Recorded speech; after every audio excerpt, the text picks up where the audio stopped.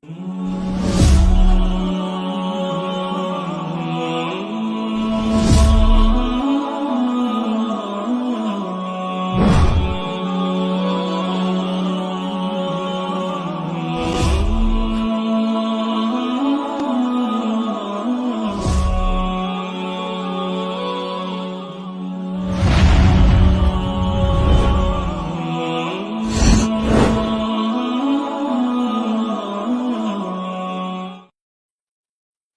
আলাইকুম ওয়া রাহমাতুল্লাহি ওয়া বারাকাতুহু।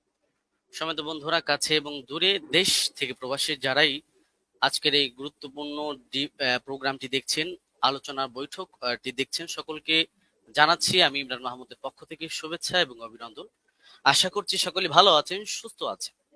প্রায় অনেক বছর ধরেই আমাদের বাংলাদেশে বা বিভিন্ন দেশে তারাবির নামাজ নিয়ে ইখতিলাফ রয়েছে আলেমদের মধ্যে, ওলামাদের মধ্যে।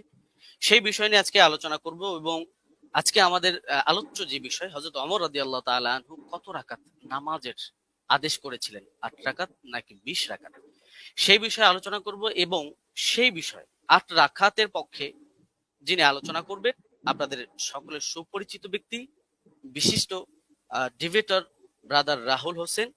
এবং 20 রাকাতের পক্ষে যিনি আলোচনা করবেন, বাংলাদেশের অতি জনপ্রিয় একজন ব্যক্তি, শেখ মুফতি আলী হাসান ওসামা।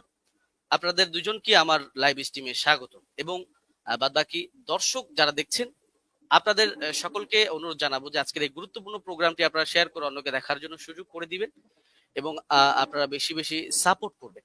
প্রথমেই আমার প্রোগ্রামের কিছু নীতিমালা আপনাদেরকে জানিয়ে দিব। বিশেষ করে আমাদের আজকের প্রোগ্রামের যারা অতিথি, অবশ্যই তারা সেই নীতিমালাগুলো জানেন। তারপরও দর্শকদের উদ্দেশ্য করে আমি সেই নীতিমালাগুলো আপনাদেরকে একটু পড়ে শোনাবো। আপনি একটু আমার স্ক্রিনটা একটু লক্ষ্য করবেন প্লিজ। জি, আমি সরি, আমি একদম প্রথমেই যাচ্ছি। জি, আমাদের প্রোগ্রামের নীতিমালা, আলোচনার নীতিমালা বিষয়, হাদিস শাস্ত্রের আলোকে হযরত ওমর রাদিয়াল্লাহু তাআলা আনহু কত রাকাত তারাবির আদেশ করেছেন। অনুষ্ঠানটি সম্প্রচার হচ্ছে ব্রাদার রাহুল হোসেন এবং আলী হাসান ওসামার ফেসবুক পেজ থেকে। আলোচনার মধ্যে আমাদের একেবারেই রুলসের যে বিষয়, যে আলোচনার মধ্যে কোন রূপ বাধা প্রদান করা যাবে না। এক অতিথি অপরজনকে বাধা প্রদান করতে পারবে না। 4 নম্বর, বাধা প্রদান করলে 1 মিনিট সময় কেটে নেওয়া হবে। যিনি বাধা প্রদান করবে তার 1 মিনিট সময় কেটে দেওয়া হবে। 5 নাম্বার, যিনি আলোচনা করছেন, যাকে বাধা দেওয়া হচ্ছে, তার 1 মিনিট সময় তাকে বাড়িয়ে দেওয়া হবে। 6 নম্বর, বিষয়ের বাহিরে অপ্রাসঙ্গিক কথা বললে, আমি সঞ্চালক হিসেবে ইমরান মাহমুদ আছি, অবশ্যই আমি অতিথিদেরকে থামানোর অধিকার রাখি বা থামানোর অধিকার থাকবে। 7 নম্বর, আলোচনার 4টি পর্যায়ের মানে আলোচনাটা 4টা পর্যায়ে হবে এবং সেই পর্যায়গুলো আমি আপনাদেরকে বলবো। প্রথম পর্ব, কেস প্রেজেন্ট, নিজেদের দাবির পক্ষে প্রমাণ উপস্থাপন। এখানে একটি বিষয় আমি বলবো যে কেস প্রেজেন্টে অবশ্যই সবাই সবার দাবি প্রেজেন্ট করবে, অপরের দাবির উপরে খণ্ডন করবে না, শুধু নিজের দাবি নিয়েই আলোচনা করবে। 5 নম্বর, প্রথম কেস প্রেজেন্ট, যিনি একেবারে প্রথমেই প্রেজেন্ট করবেন, ব্রাদার রাহুল হোসেন, তিনি প্রথমেই 15 মিনিট আলোচনা করবেন।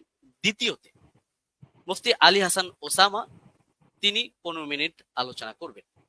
10 নম্বর, খণ্ডন পর্ব, ব্রাদার রাহুল হোসেন প্রথম 15 মিনিট আলোচনা করবেন, আলী হাসান ওসামা দ্বিতীয়তে 15 মিনিট আলোচনা করবেন। 11 নম্বর, খণ্ডন পর্ব, ব্রাদার রাহুল হোসেন 15 মিনিট আলোচনা করবেন, আলী হাসান ওসামা 15 মিনিট আলোচনা করবেন। এখানে আমি একটি বিষয় আপনাদেরকে জানিয়ে রাখার জন্য বলে রাখি যে 3টি যে পর্ব আমরা করেছি, এই পর্বে 3টা পর্বই 15 মিনিট করে আলোচনার সময় থাকছে। অনেক সময় দেখা যায় যে অতিথিরা আলোচনা করার ক্ষেত্রে তাদের দেখা যায় 15 মিনিটে তাদের দাবিগুলো উপস্থাপন শেষ হয় না। সেই কারণে আমি উপস্থাপক পরিচালনার কমিটির পক্ষ থেকে অতিথিদেরকে 2 মিনিট করে সময় দেওয়া হবে, যেহেতু এটা কোনো ডিবেট না, আলোচনার প্রোগ্রাম। সেক্ষেত্রে তারা চাইলে এই 2 মিনিট সময় ব্যবহার করতে পারবে, নচেত তারা 15 মিনিটই তাদের আলোচনা শেষ করবে। এবং একেবারে শেষ যে পর্বটা, উপসংহার পর্ব, ব্রাদার রাহুল হোসেন তিনি তিনার আলোচনা যেগুলো করেছেন সেগুলো রিভিউ 5 মিনিট আলোচনা করবেন, এবং আলী হাসান ওসামা তিনিও 5 মিনিট আলোচনা করবেন। বিশেষ দ্রষ্টব্য এই পর্বে তিনি তিনার আলোচনা যেগুলো করেছেন যে আলী হাসান ওসামা সাহেবের ডিভাইসটা প্লিজ। এই পর্বে উভয়ের পক্ষের বক্তা নতুন কোনো তথ্য ব্যবহার করতে পারবে না, যেহেতু এটা লাস্ট পর্ব। এখানে কেউ কাউকে খণ্ডন করার সুযোগ থাকছে না, সেই ক্ষেত্রে কেউ কারো নতুন তথ্য অ্যাড করতে পারবে না। আচ্ছা, 13 নম্বর, সভাপতি সাহেব মেবি সঞ্চালক সাহেব আমি আলোচ্য বিষয়ের উপর মন্তব্য ছাড়াই অনুষ্ঠানটি শেষ করে দিবেন। এটা আমাদের প্রোগ্রামের নীতিমালা ছিল, নীতিমালা। এবং আমাদের প্রোগ্রামের আরেকটি বিষয় হচ্ছে গুরুত্বপূর্ণ, যে আমরা যখন আলোচনা করব, প্রতিপক্ষ যেই থাকুক আমরা তাকে সম্মান সূচক শব্দ ব্যবহার করে আলোচনা করব। কোন রকমের অসম্মান সূচক শব্দ আমরা ব্যবহার করব না। শুধু প্রতিপক্ষ বক্তার ক্ষেত্রে নয়, প্রতিপক্ষের মুরব্বী ওলামায়ে কেরাম বা তার তিনি যাদেরকে অনুসরণ করেন তাদের যে কেউ হোক, কাউকে কটাক্ষ করে কোনো রকমের কথা বলা যাবে না। সুন্দর শব্দ দিয়ে তাদেরকে বলতে হবে। যদি কেউ অসুন্দর শব্দ ব্যবহার করে, যদি কেউ অবাঞ্ছনীয় শব্দ ব্যবহার করে, অবশ্যই সঞ্চালক হিসাবে আমি তাকে এই শব্দটা এক্সপান্স করাবো, উইথড্র করাবো। যাই হোক, আমি আমার আলোচনার শর্তগুলো, নীতিমালাগুলো আপনাদেরকে পড়ে শোনালাম। আমি আমার আলোচনার প্রোগ্রাম এখন স্টার্ট করছি, এবং স্টার্টের শুরুতেই কেস প্রেজেন্ট যিনি 8 রাকাতের পক্ষে স্টেট নিয়েছেন, ব্রাদার রাহুল হোসেন, আমি আপনার কাছে যাব এবং আমি আপনাকে দিয়ে শুরু করব, এবং আপনি আপনার আলোচনার জন্য সময় পাচ্ছেন 15 মিনিট। আপনি বললে আমি টাইমটা শুরু করে দেব। আচ্ছা, আমি স্লাইড শো করব। আমি একটা স্লাইড দেব আপনাকে, ওটাকে অ্যাপ্রুভ করতে হবে।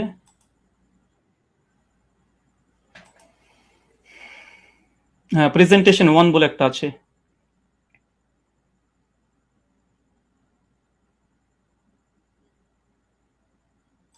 হ্যাঁ, স্লাইডটা কি ঠিক আছে আপনার? হ্যাঁ, এটাই। ওকে, ঠিক আছে। আপনি বললে আমি টাইমটা আপনাকে শুরু করব।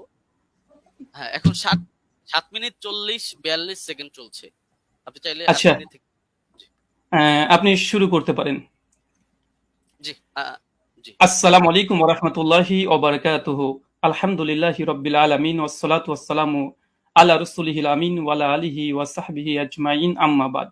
সম্মানিত দর্শক মণ্ডলী এবং আজকের সঞ্চালক সাহেব এবং আমার প্রতিপক্ষ হিসেবে যিনি আজকে এসেছেন, ওস্তাদ আলী হোসেন ওসামা, এবং যারা ভিউয়ার্স এখন এই মুহূর্তে দেখছেন তাদেরকে প্রথমেই প্রাথমিক পর্যায়ে সকলকে ঈদের শুভেচ্ছা জানাই। আজকে আপনারা দেখেছেন যে বিষয় আজকে আমাদের গুরুত্বপূর্ণ বিতর্কিত বিষয়ের আলোচ্য বিষয়, ওমর রাদিয়াল্লাহু তাআলা আনহু তিনি কত রাকাত তারাবি আদেশ করেছেন, 8 নাকি 20? এই আলোচনাটি হবে সম্পূর্ণ হাদিস শাস্ত্রের আলোকে। এই আলোচনাটি কেন? এই আলোচনা করার মূল কারণ বা মৌলিক কারণ হচ্ছে এটাই যে আহলে হাদিসদের উপরে একটা অভিযোগ আছে, প্রায় অভিযোগ করে থাকে যে আহলে হাদিসরা ওমর ইবনুল খাত্তাব রাদিয়াল্লাহু তাআলাকে মানে না, খুলাফা রাশিদিনকে মানে না। কারণ হিসেবে তারা পেশ করে যে ওমর বিন খাত্তাব তিনি 20 রাকাত তারাবির আদেশ করেছেন, অথচ আহলে হাদিসরা 8 রাকাত পরে মসজিদ থেকে পালিয়ে যায়। অনেকে এর জন্য এক ধাপ এগিয়ে আমাদেরকে বলে আমরা নাকি নামাজ চোর, আবার অনেকে এক ধাপ এগিয়ে তারা বলতেছে এইভাবে 8 রাকাত কোনো নামাজই নেই, 1284 হিজরির পূর্বে 8 রাকাত বলে কোনো আন্দোলন ছিল না। অনেক রকমের অভিযোগের স্তূপ আমাদের আহলুল হাদিসদের উপরে আছে। তাই আজকে এই আলোচনাটি খুব গুরুত্বপূর্ণ বিষয়, এবং আপনারা সকলে মনটা খোলা রেখে, উদার রেখে আলোচনাটা শোনার চেষ্টা করবেন। আমরা কেউ একগোয়ামি কেউ আমরা করব না। তো চলুন আমাদের আলোচনার সূচনাতেই কয়েকটি বিষয়কে লক্ষ্য করতে হবে। প্রথম কথা, যে খোলাফা রাশিদিন রাদিয়াল্লাহু তাআলা আনহু তাদের যে মানার কথা স্বয়ং আল্লাহ নবী আলাইহিস সালাম তিনি বলে গেছেন। সুনান তিরমিজি হাদিস নম্বর 2676 আল্লাহ বলছেন, আমি দুনিয়া থেকে চলে যাওয়ার পরে তোমাদের মধ্যে অনেক ইখতিলাফুন কাসীরা, অনেক বড় বড় মতভেদ হবে। ফালাইকুম বিসুন্নতি ওয়া সুন্নাতি খুলাফায়ে রাশিদিন, আর সেই সময় তোমরা আমার সুন্নাতকে আঁকড়ে ধরবে, এক, আর দুই, সুন্নাতে খুলাফায়ে রাশিদিন, আর খলিফা যারা আছে তাদের সুন্নাতকে মেনে চলতে হবে। আর আমরা সকলে জানি ফারুক আজম ওমর ইবনুল খাত্তাব ইসলামের দ্বিতীয় খলিফা। আর এটা নিয়েই আমাদের দুই পক্ষেরই দাবি যে আসলে ওমর বিন খাত্তাব কত রাকাত তারাবি আদেশ করেছিলেন। চলুন এখানে 3 নম্বর বিষয়, আমরা অনেকে অবগত আছি যে আল্লাহ রাসূল আলাইহিস সালাম তিনি মাত্র 3 দিন তারাবি জামাত করেছিলেন, তারপর স্থগিত থেকে যায়। পরবর্তী সময়তে ওমর বিন খাত্তাব রাদিয়াল্লাহু তাআলা আনহু জামানাতে তিনি একদিন মসজিদ ভিজিট করে এসে দেখছেন যে মসজিদের মধ্যে মানুষ বিক্ষিপ্তভাবে নামাজে দাঁড়িয়ে আছে, নামাজ পড়ছে। এই কারণে ওমর বিন খাত্তাব রাদিয়াল্লাহু তাআলা আনহু উবাই বিন কাব, আপনার স্ক্রিনে দেখছেন সহিহ বুখারী হাদিস নম্বর 2010, এখানে উবাই বিন কাব রাদিয়াল্লাহু তাআলা আনহুকে তিনি তার নেতৃত্বে তিনি একটা তারাবির জামাত করে দিলেন। কিন্তু সহিহুল বুখারীর মধ্যে কত রাকাত এটা নেই, বরং জামাতের কথাটা এসেছে। এখন কত রাকাত এটা সহিহ বুখারীতে নেই, তার মানে কি হাদিস জগতে নেই? অবশ্যই আছে। চলুন কোথায় আছে আমরা একবার ঘুরে আসি।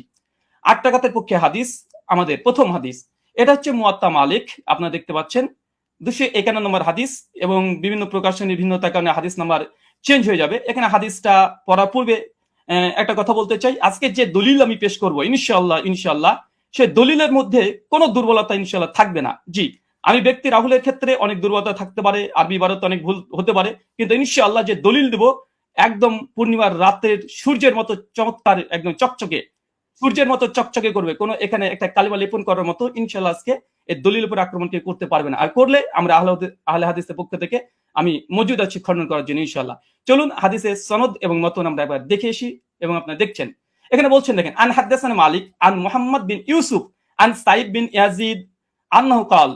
এখানে সনদের প্রথম অংশ আমরা দেখে নিয়েছি। এরপর বলছে, আমারা ওমর ইবনুল খাত্তাব উবাই বিন কাআবিন ও তামিম দারি।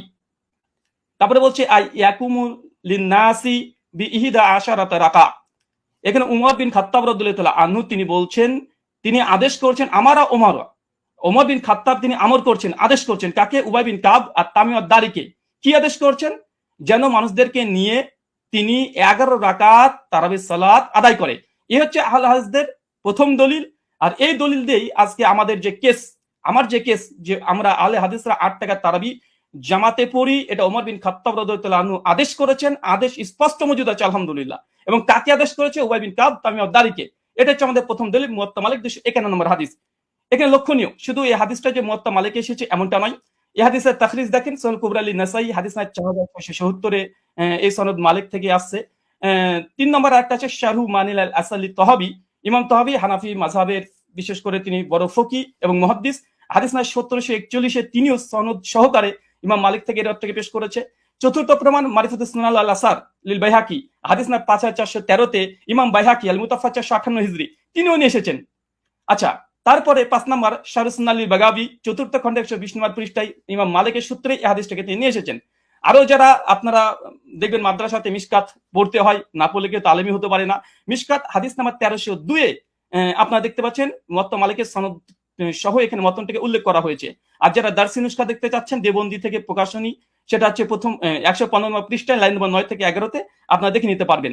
আর এটা মিসকাত আল মাসনাবি, যারা বাংলা দেখতে চান, অনেক বাংলা শ্রোতা আছে, আমার বক্তৃতার সত্যতা যাচাই করে নেবেন। মিসকাত আল মাসনাবি হাদিস নাম্বার 1302 এটা আপনি পেয়ে যাবেন। এবং মুয়াত্তা মালিক যেটি ইসলামিক ফাউন্ডেশন থেকে বের হয়ে এসেছে প্রকাশনী, এটা হচ্ছে প্রথম খণ্ডে 171 পৃষ্ঠা, রিয়াত নম্বর 4 আমার এই দলিল আপনারা বাঙালি শ্রোতা যারা আছেন, যারা আরবি বোঝেন না, তাদের জন্য দিয়ে দিলাম, আপনারা দেখে নিতে পারবেন। চলুন এই হাদিসের প্রথম দেখেন, আমি যে হাদিস আমরা মতন থেকে স্পষ্ট প্রমাণ পেয়েছি যে ওমর বিন খাত্তাব উবাই বিন কাব তামিম দারিকে তিনি 11 রাকাত তারাবির নির্দেশ দিয়েছে। আলহামদুলিল্লাহ, কেস ইজ ক্লোজড, আমাদের পক্ষে এই দলিল আমরা পেশ করেছি। এখন হচ্ছে এই সনদ কি, চলেন সনদ আপনি স্ক্রিনে দেখতে পাচ্ছেন। আন মালিক আন মুহাম্মদ বিন ইউসুফ আন সাইদ বিন ইয়াজিদ, তারপরে ওমর ইবনু খাত্তাব। এই হাদিসের মধ্যে মাত্র 4টে রাবি পাচ্ছেন। এক হচ্ছে মালিক, ইমাম মালিক, মানে বুঝতে পারছেন, একবার দেখে নিন স্ক্রিনে, ইমাম মালিক। আলহামদুলিল্লাহ, ইমাম মালিক তো ইমাম মালিক, কে যারা করবে ইমাম মালিকের উপরে, আলহামদুলিল্লাহ। 2, তারপরে হচ্ছে মোহাম্মদ বিন ইউসুফ, ইনি একজন বিখ্যাত তাবেঈ। অনেক সাধারণ মানুষ তো মোহাম্মদ বিন ইউসুফকে না চিনতেও পারেন। তারপর 3 নম্বর রাবি আসছে কি? সাইদ বিন ইয়াজিদ, আলহামদুলিল্লাহ, তিনিও একজন সাহাবী। চতুর্থ রাবি, তিনিও একজন সাহাবী, ওমর বিন খাত্তাব। আলহামদুলিল্লাহ, শুধু সাহাবী আর সাহাবী, আলহামদুলিল্লাহ, দুজন সাহাবী আর দুজন বড় ইমাম এই হাদিসটাকে রিওয়ায়াত করছে। চলেন আর একটু দেখে নিই। আমরা শুধুমাত্র বুঝতে পারলাম এই দ্বিতীয় রাবি তাবেঈ যিনি মোহাম্মদ বিন ইউসুফ, ইনাকে আমরা সাধারণ মানুষরা চিনতে পারবো না। চলুন এই মোহাম্মদ বিন ইউসুফ ইনি কে, ইনাকে একবার দেখিয়ে আসি। চলেন, মোহাম্মদ বিন ইউসুফ আল মাদানী রাহিমাহুল্লাহ এমন একজন ব্যক্তিত্ব যা সহিহ বুখারীতে আলহামদুলিল্লাহ 105 খানা হাদিস মজুদ আছে। 105 খানা আপনার স্ক্রিনে লক্ষ্য করছেন, হাদিস নাম্বার দিয়ে সার্চ করলে আপনারা দেখতে পাবেন। চলেন এরপর সনদ আবার দেখছেন, আন মালিক আন মুহাম্মদ বিন ইউসুফ আন সাইদ বিন ইয়াজিদ আন, তারপর ওমর ইবনে খাত্তাব। এই যে সনদটা ভালোভাবে দেখেন, আন মালিক আন মুহাম্মদ বিন ইউসুফ আন সাইদ বিন ইয়াজিদ। আবার দেখেন আন মুহাম্মদ বিন ইউসুফ আন সাইদ বিন ইয়াজিদ। শুধুমাত্র মুহাম্মদ বিন ইউসুফ যে সহিহ বুখারীর রাবি এমনটা নয়, বরং সহিহ বুখারীর মধ্যে আলহামদুলিল্লাহ কমপক্ষে 4টে হাদিস সেম এই চেনটা এসেছে। দেখেন সহিহ বুখারী হাদিস না 1858, হাদিস না 2824, হাদিস না 4062, কমপক্ষে 4টে হাদিস আছে আন মুহাম্মদ বিন ইউসুফ আন সাইদ বিন ইয়াজিদ, একদম পাশাপাশি আছে। শুধু মুহাম্মদ বিন ইউসুফ যে শুধুমাত্র তিনি যে বুখারীর রাবি এমনটা নয়, বরং সেম চেন যেটা মুয়াত্তা মালিকের 8 রাকাতের পক্ষে দলিল পেশ করেছি, একই চেন আলহামদুলিল্লাহ সহিহ বুখারীর মধ্যে মজুদ আছে কমপক্ষে 3টে। আরো সেই মুসলিমে আপনারা চেক করলে পেয়ে যাবেন। আচ্ছা, এই হাদিসের সনদ পর্যালোচনা সংক্ষিপ্তভাবে করে দিই, যা আমরা দেখলাম এতক্ষণে। প্রথম পয়েন্ট দেখেন, সাহাবী থেকে সাহাবী। কেন? ওমর বিন খাত্তাব, সাইদ বিন ইয়াজিদ। সাইদ বিন ইয়াজিদ ওমর বিন খাত্তাবের আদেশ বর্ণনা করছে, দুজনই সাহাবী, আলহামদুলিল্লাহ। এটা মুহাদ্দিসদের ভাষাতে এই সনদকে বলা হয় সিলসিলাতুল জাহাব। মানে ইমাম মালিক তিনি হচ্ছে মুসান্নিফ গ্রন্থের, আর সাহাবী পর্যন্ত যেতে মাত্র একজন রাবী লেগেছে, মাত্র একজন। আর সে হচ্ছে মুহাম্মদ বিন ইউসুফ, যিনি সহিহ বুখারীর 105 খানা হাদিস বর্ণনা করেছেন। সেই মুসলিম আলহামদুলিল্লাহ আছে।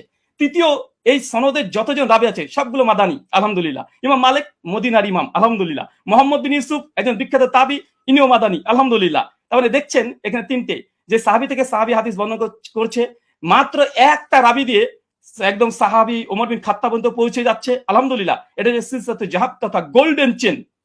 এরপরে চলেন, আচ্ছা,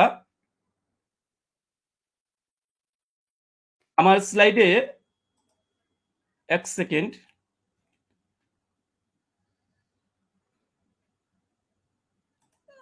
একটু থামতে হবে। আচ্ছা, ঠিক আছে। আচ্ছা, আমরা হচ্ছে আমি এই কেসটা প্রেজেন্ট করলাম। এখন আলী হোসেন ওসামা হাফিজাহুল্লাহর কাছে আমার কিছু প্রশ্ন এই মুয়াত্তা মালিকের হাদিস নিয়ে। প্রথম প্রশ্ন, আলী হোসেন ওসামার কাছে 8খানা প্রশ্ন করব। প্রথম, ওমর ইবনুল খাত্তাব রাদিয়াল্লাহু তাআলা আনহু 20 রাকাত তারাবির নির্দেশ দিয়েছেন মর্মে এমন একটি সহিহ হাদিস উপস্থাপন করুন যেই সনদ হাদিস শাস্ত্রের আলোকে সহিহ হবে এবং মুত্তাসিল হবে। সনদে কোনো দুর্বল রাবী যেন না থাকে, আর সনদ যেন মাঝখান থেকে বিচ্ছিন্ন না হয়ে যায়, মানে কোনো ইনকেতা না থাকে।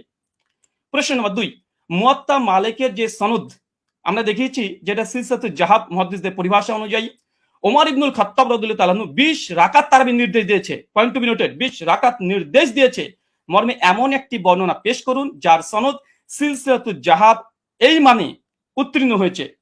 প্রশ্ন নম্বর 3, মুয়াত্তা মালিকের বর্ণনায় সমস্ত রাবী হচ্ছে মাদানী এবং একজন রাবীর ওপরে আলহামদুলিল্লাহ যারা নেই, কোনো অভিযোগ নেই।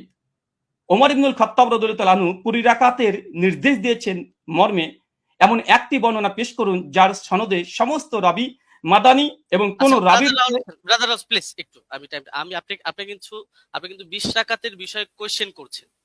পরবর্তীতে কিন্তু এটা এখন কি আপনি কোশ্চেন গুলো করবেন নাকি পরবর্তীতে করবেন? আমি 8 রাকাত তারাবি, হ্যাঁ আমি প্রশ্ন কেস পেজে তো প্রশ্ন করা যায়।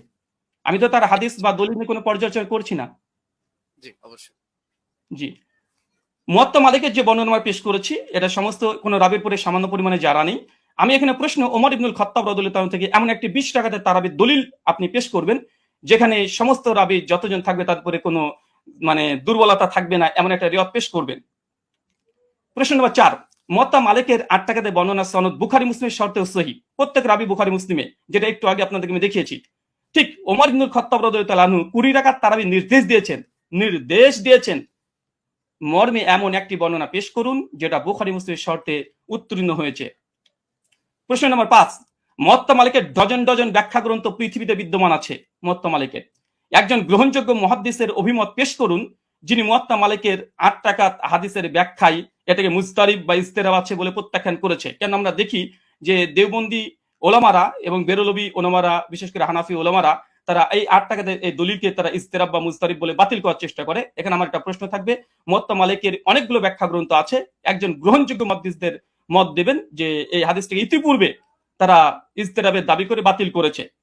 আব্দুল বার রাহিমাহুল্লাহর ওয়াহম নয় ইস্তেরাব।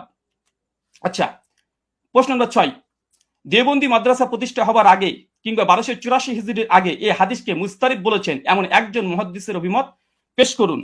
প্রশ্ন নম্বর 7, সহিহ সনদে প্রমাণিত আছে উবাই বিন কাব রাদিয়াল্লাহু তাআলা আনহু তিনি এবং তামিম আদ-দারি তিনি 8 টাকা তারাবি পড়েছেন। আমার প্রশ্ন, ওমর রাদিয়াল্লাহু তাআলা যদি 20 টাকা তারাবির নির্দেশ দিয়ে থাকেন তাহলে উবাই বিন কাব এবং তামিম আদ-দারি কি ওমর ইবনুল খাত্তাব রাদিয়াল্লাহু তাআলার নির্দেশ অমান্য করেছেন? প্রশ্ন নম্বর 8, শাস্ত্রের আলোকে ইস্তেরাবের সংজ্ঞা এবং শর্ত পেশ করবেন এবং সেই শর্ত অনুযায়ী এই হাদিসকে মুস্তারিব প্রমাণ করার চেষ্টা করবেন। কারণ আমরা ইতিপূর্বে আপনাদের অনেককে দেখেছি যে বারবার আমাদের দলিলকে ইস্তেরাব বলে বাতিল করে দেওয়ার চেষ্টা করা হয়। চলেন আমরা হাদিসের আবার প্রথম অংশে আপনাদেরকে আমরা নিয়ে যাব, যেখান থেকে আপনারা বুঝতে পারবেন। আমরা হাদিসটাকে আবার আপনাদেরকে দেখিয়ে দিই আপনাদের সুবিধার জন্য। আমাদের প্রথম যে দলিল আমরা পেশ করেছিলাম এ হচ্ছে মুয়াত্তা মালিকের হাদিস, আর এই মুয়াত্তা মালিকের হাদিস অনেকগুলো গ্রন্থে এসেছে, পরপর আপনাদেরকে আমি দেখিয়ে দিয়েছি, এখান থেকে অনেকগুলো গ্রন্থ থেকে দেখিয়ে দিয়েছি। আমি জাস্ট একটা দলিল আমি পেশ করেছি, আর এই একটা দলিলের উপরে আমি অটল থাকবো। এই একটা দলিলে, এই দলিল যতক্ষণ খণ্ডন না আসবে ততক্ষণ দ্বিতীয় দলিল দিয়ে এই আলোচনাকে আমি মাছের বাজার করতে চাই না। তাই এই সনদটাকে বারবার দেখবেন, আন মালিক আন মোহাম্মদ বিন ইউসুফ আন সাইদ বিন ইয়াজিদ, তারপর ওমর ইবনে খাত্তাব। মাত্র ইমাম মালিক তো ইমাম মালিক রাহিমাহুল্লাহ, আলহামদুলিল্লাহ। মোহাম্মদ বিন ইউসুফ তিনি একজন বিখ্যাত তাবী, যার 105খানা হাদিস আছে। আর সাইদ বিন ইয়াজিদ ইনিও স্বয়ং আল্লাহ রাসূলের সঙ্গে হজ করেছেন, যেটা সহিহ বুখারী 1858 প্রমাণিত পাওয়া যায়। আর ওমর ইবনে খাত্তাব। আমি জাস্ট এই একটা দলিলের উপরে আপনাদের সামনে উপস্থাপন করেছি, এবং হাদিসের শব্দ আমার ওমর ইবনুল খাত্তাব, ওমর বিন খাত্তাব আদেশ দিয়েছেন, একদম আদেশ শব্দ মজুদ আছে। কাকে আদেশ দিয়েছেন? উবাই বিন কাবকে। আর কাকে? তামিম আদ-দারিকে। কত রাকাত? বিহিদা আশারাতা রাকা, 11 রাকাতের নির্দেশ দিয়েছে। স্পষ্টভাবে আমাদের এই দলিলে আমার যা কেস বা আমাদের আহলুল হাদিসদের যে দাবি, তার পক্ষে জাস্ট একটা দলিল, ইনশাআল্লাহ যদি সম্ভব হয় দলিলকে যদি খণ্ডন করে, ইনশাআল্লাহ তারপরে আমাদের দ্বিতীয় দলিল আমরা পেশ করব। কেননা আলোচনার মধ্যে অনেক বেশি দলিল দিয়ে গেলে, কারণ আমাদের আলোচনা যেহেতু এখানে পর্যালোচনা, এটা ডিবেট নয়। ডিবেট হলে আমি অনেক কিছু করতে পারতাম, কিন্তু আমি যেহেতু ওস্তাদজির সঙ্গে একমত হয়ে এসেছি, তাই আমি তেমন কিছু মানে অনেক কথাই বলার ইচ্ছা থাকলে আমি বলবো না এখানে, কারণ আমি শেখকে বা ওস্তাদকে আমি অনেক সম্মান দিই এবং ভালোবাসা তার প্রতি আমার অনেকগুলো আছে। আর এ থেকেই একটা হাদিস, আর এই হাদিস আমি শুধুমাত্র শেখের কাছে বুঝতে এসেছি, যেহেতু তিনি আমাকে বুঝাতে এসেছেন। আর পর্যালোচনা যেহেতু এটা ডিবেট নয়, তার জন্য আমার এই একটা হাদিস, যে দাবির পক্ষে আমরা আহলুল হাদিসরা 8 টাকা তারাবি পড়ি, এবং এই হাদিসের মান আমাদের নিকটে সহি, এবং আমাদের কাছ থেকে 8খানা প্রশ্ন আমরা উপস্থাপন করেছি 20 টাকাতের পক্ষে। এই 20 টাকাতের যদি এই প্রশ্নের জবাব যদি দিয়ে দেয়, আলহামদুলিল্লাহ আমি লিখিতভাবে, শুধু এরকম না, ঘোষণা দিয়ে আমি ঘোষণা করে দেব যে জাস্ট আমি যে কথা বলেছি আমি কথা থেকে ফিরে আসছি। 8 টাকার তারাবি ওমর বিন খাত্তাব আদেশ দেয়নি, মূলত 20 টাকা দিয়েছে। আমি প্রত্যাবর্তন করব, আমি স্ট্রিমে ঘোষণা করলাম। এখনো 3টে পর্ব আছে এবং আমি এরপরে অটল থাকবো। জি, শুকরিয়া, জাযাকাল্লাহ খায়রান, বারাকাল্লাহ ফিকুম, ওয়ামা আলাইনা ইল্লাল বালাগ। জি, ব্রাদার রাহুল হোসেন, আপনি শেষ করেছেন। প্লিজ একটু ইয়াটা ঠিক হবে। হ্যাঁ, আপনি শেষ করেছেন এবং আপনি 1 মিনিট আগে শেষ করেছেন, চাইলে আপনি 2 মিনিট ব্যবহার করতে পারতেন। যাই হোক, আমি চলে যাব যিনি 20 রাকাতের পক্ষে দলিল পেশ করবেন, আমাদের পরিচিত ব্যক্তি শেখ মুফতি আলী হাসান ওসামা। আমি আপনার কাছে যাব এবং আপনি বললে আমি টাইমটা শুরু করে দিব। আপনার টাইমটা আপনি বলবেন। জি, এখন 22 মিনিট 45 সেকেন্ড চলছে। আপনি মিউট আছেন।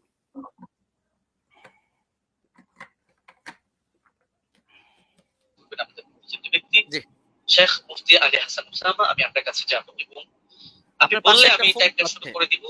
আমার আওয়াজ কি শোনা যাচ্ছে? আপনার আওয়াজ শোনা যাচ্ছে। আপনার পাশে একটা ফোন চলছে, ফোনটা একটু অফ করুন, আপনি মিউট আছেন বা অন্য কোনো ডিভাইস চলছে। আওয়াজ কি শুনতে পাচ্ছেন আমার আওয়াজ? শুনতে পাচ্ছি। আমি আপনার কাছে যাব। আপনি বললে আমি,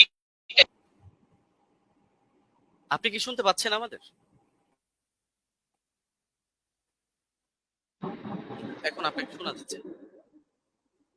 আপনাকে এখন শোনা যাচ্ছে। জি, ধন্যবাদ। শুরু করতে পারেন। জি, শুরু হ্যাঁ, করতে পারেন। হ্যাঁ, 23 মিনিট 40 সেকেন্ড থেকে আপনার স্টার্ট। জি, হামিদান ওয়া মুসাল্লিয়ান ওয়া মুসাল্লিমা আম্মা বাদ। আমরা মূল আলোচনায় চলে আসি কোনো ধরনের ভূমিকা ছাড়া। যেহেতু এটা কেস প্রেজেন্ট পর্ব, এখানে আমরা আমাদের দাবি উত্থাপন করব, আর ব্রাদার রাহুলের দাবি নিয়ে আমরা পরবর্তী খণ্ডন পর্বের মধ্যে বিস্তারিত আলোচনা করবো ইনশাআল্লাহ। তো ওমর রাদিয়াল্লাহু তাআলা আনহু কত রাকাত তারাবির আদেশ করেছিলেন এ নিয়ে আমরা শুরুতে দাবি করে এসেছি যে তিনি এর পক্ষে আমরা আমাদের প্রমাণ উপস্থাপন করছি। মুসান্নাফ ইবনে আবি শাইবা গ্রন্থ হাদিস নম্বর 7682। এতে সহিহ সনদের মধ্যে আছে হাদাসানা ওয়াকিউন আন মালিক ইবনে আনাস আন ইয়াহইয়া ইবনে সাঈদ أن عمر بن الخطاب رضي الله عنه أمر رجلا يصلي بهم 20 ركعة। ওমর রাদিয়াল্লাহু তাআলা আনহু এক ব্যক্তিকে আদেশ করলেন তিনি তাদেরকে নিয়ে 20 রাকাত তারাবির নামাজ আদায় করবেন। এই যে হাদিসটা, এই হাদিসের মধ্যে প্রতিটা রাওয়ী ওয়াকি ইবনুল জাররাহ, ইমাম মালিক ইবনে আনাস এবং ইয়াহইয়া ইবনে সাঈদ আল-কাত্তান, প্রত্যেকে হাদিস শাস্ত্রের এক একজন নক্ষত্র এবং ইমাম। তো সুতরাং এই হাদিসের রাওয়ীদেরকে নিয়ে এখানে কোনো বিতর্কের কোনো সুযোগ নেই, প্রত্যেকে নির্ভরযোগ্যতার মানে শতভাগ উত্তীর্ণ। হ্যাঁ, এখন কারো কাছে একটা খটকা লাগতে পারে যে ইয়াহইয়া ইবনে সাঈদ আল-কাত্তান রাহমাতুল্লাহি আলাইহি তিনি তো ওমর ইবনুল খাত্তাব রাদিয়াল্লাহু আনহু জামানা পাননি, তাহলে তো মনে হচ্ছে যে হাদিসটা বিচ্ছিন্ন হয়ে যাচ্ছে, সূত্র বিচ্ছিন্ন, অর্থাৎ মাঝখানে কোনো একজন বর্ণনাকারী বাদ পড়ে গেছেন এবং তার সূত্রে তিনি বর্ণনা করছেন। তো হাদিস যদি মুনকাতি হয় তাহলে তো এটা যায়িফ মনে হতে পারে অনেকের কাছে। তো আমরা যেহেতু আমাদের শিরোনামই হলো যে হাদিস শাস্ত্রের আলোকে আমাদের আজকের আলোচনা হবে, তো আমরা এখন শাস্ত্রীয় আলোচনায় চলে যাই। আমরা শাস্ত্রীয় আলোচনার অনেকগুলো পয়েন্ট দিয়ে দেখাবো যে এই হাদিসের মধ্যে কোনো ধরনের দুর্বলতা নেই এবং হাদিসটা সর্বোচ্চ পর্যায়ে গ্রহণযোগ্য সহিহ। 1 নম্বর মূলনীতিতে আসি। হাদিস শাস্ত্রের স্বীকৃত একটা মূলনীতি হলো, এটা ইমাম জাইনুদ্দিন ইরাকি রাহমাতুল্লাহ আলাইহি লম্বা চড়া করে আলোচনা করেছেন, তার সূত্রে ইমাম সুয়ুতী সহ হাদিস শাস্ত্রের অনেক ইমামরা এই পয়েন্টটা টেনেছেন। وإن روى التابعي عن الصحابي قصة أدرك وقوعها فمتصل وكذا إن لم يدرك وقوعها ولكن أسندها له وإلا فمنقطعة। তাবিঈ যদি সাহাবী থেকে এমন কোন বিষয়, এমন কোন ঘটনা বর্ণনা করেন যেটা তিনি পেয়েছেন, অর্থাৎ তিনি তো তাকে নিজের চোখে দেখেননি, কিন্তু ঘটনাটা ক্রমবর্ধমান ভাবে চলে আসছে এবং পরবর্তীতে তার জামানায় তিনি ঘটনাটা পেয়েছেন, তাহলে হাদিস শাস্ত্রের বিবেচনা এটাকে মুত্তাসিল বলে গণ্য করা হয়। যদিও বাহ্য দৃষ্টিতে যারা হাদিস শাস্ত্রের জ্ঞান রাখেন, অজ্ঞদের চোখে মনে হতে পারে এটা সূত্র বিচ্ছিন্ন, কিন্তু এটা ইমামরা স্পষ্ট বলে যাচ্ছেন যে না, এটা হুকুমের বিবেচনা, এটাকে মুনকাতি সূত্র বিচ্ছিন্ন ধরা হয় না, বরং মুত্তাসিল হিসাবেই ধরা হয়। আর যদি তারা এভাবে না করেন, সেই ক্ষেত্রে এমন কোন ঘটনা বর্ণনা করলেন যেটা পরবর্তীতে আর এটা জারি থাকেনি, তারা এটা পায়নি, তাহলে সেই ক্ষেত্রে এটাকে মুনকাতি হিসাবে গণ্য করা হয়। ইমাম ইরাকি রাহমাতুল্লাহ আলাইহি স্পষ্ট ভাবে লেখেন যে ওয়াকাদ হাকা ইত্তিফাক আহলি তামিজ মিন আহলিল হাদিস আলা যালিকা ইবনুল মাওয়াক। ইমাম ইবনুল মাওয়াক এই ব্যাপারে মুহাদ্দিসদের মধ্য থেকে যারা বিশ্লেষক, তাদের ঐকমত্য বর্ণনা করেছেন। এটা তামহিদ প্রথম খণ্ড 26 নম্বর পৃষ্ঠায় আছে, উলুমুল হাদিস 26 নম্বর পৃষ্ঠায় আছে, 62 নম্বর পৃষ্ঠা শারহুত তাফসিরা প্রথম খণ্ড 223, তাদরিবুর রাওয়ী প্রথম খণ্ড 249। যার কারণে শেখ সালেহ আল মুনাজ্জিদ, আল্লাহ তাআলা তাকে অতি দ্রুত কারামুক্তি করুন, সালাফিদের বড় শেখ, তিনি তার ইসলামকে ওয়েবসাইটের মধ্যে এই বিষয়ে মন্তব্য করেছেন। এটা প্রশ্ন নম্বর 82152 অধীনে আপনারা পেয়ে যাবেন। وبمجموع هذه الروايات يتبين أن ال20 ركعة كانت هي السنة الغالبة على التراويح في زمن عمر بن الخطاب رضي الله عنه، ومثل صلاة التراويح أمر مشهور يتناقله الجيل وعامة الناس، ورواية يزيد بن رومان ويحيى القطان يعتبر بهما وإن كان لم يدرك عمر، فإنهما ولا شك تلقياه عن مجموع الناس الذين أدركوهم، وذلك أمر لا يحتاج إلى رجل يسنده فإن المدينة كلها تسنده। পুরো এবারটা আমি শুনিয়ে দিলাম, যার মূল সারমর্ম এটাই দাঁড়াচ্ছে যে যদিও ইয়াহিয়া আল কাত্তান এবং ইয়াজিদ ইবনে রুমান সরাসরি ওমর রাদিয়াল্লাহু আনহু সাক্ষাৎ পাননি, কিন্তু এটা হাদিসের বিশুদ্ধতার মধ্যে কোনো সমস্যা হবে না, এটাকে বিচ্ছিন্ন ধরা হবে না, কারণ এটা তারা এই পরিমাণ, বিপুল পরিমাণ মানুষ থেকে এটা তারা লাভ করেছেন এই সংক্রান্ত বর্ণনা, যারা সরাসরি ওমর থেকে এটা দেখেছেন। সুতরাং এখানে সুনির্দিষ্ট একজন ব্যক্তি লাগবে না যে এটার সনদ বয়ান করবে, বরং গোটা মদিনায় এর সনদ বয়ান করবে। তো সুতরাং দেখা যাচ্ছে যে যারা হাদিস শাস্ত্র সম্পর্কে অজ্ঞ, তাদের কাছে সূত্র বিচ্ছিন্ন মনে হলো।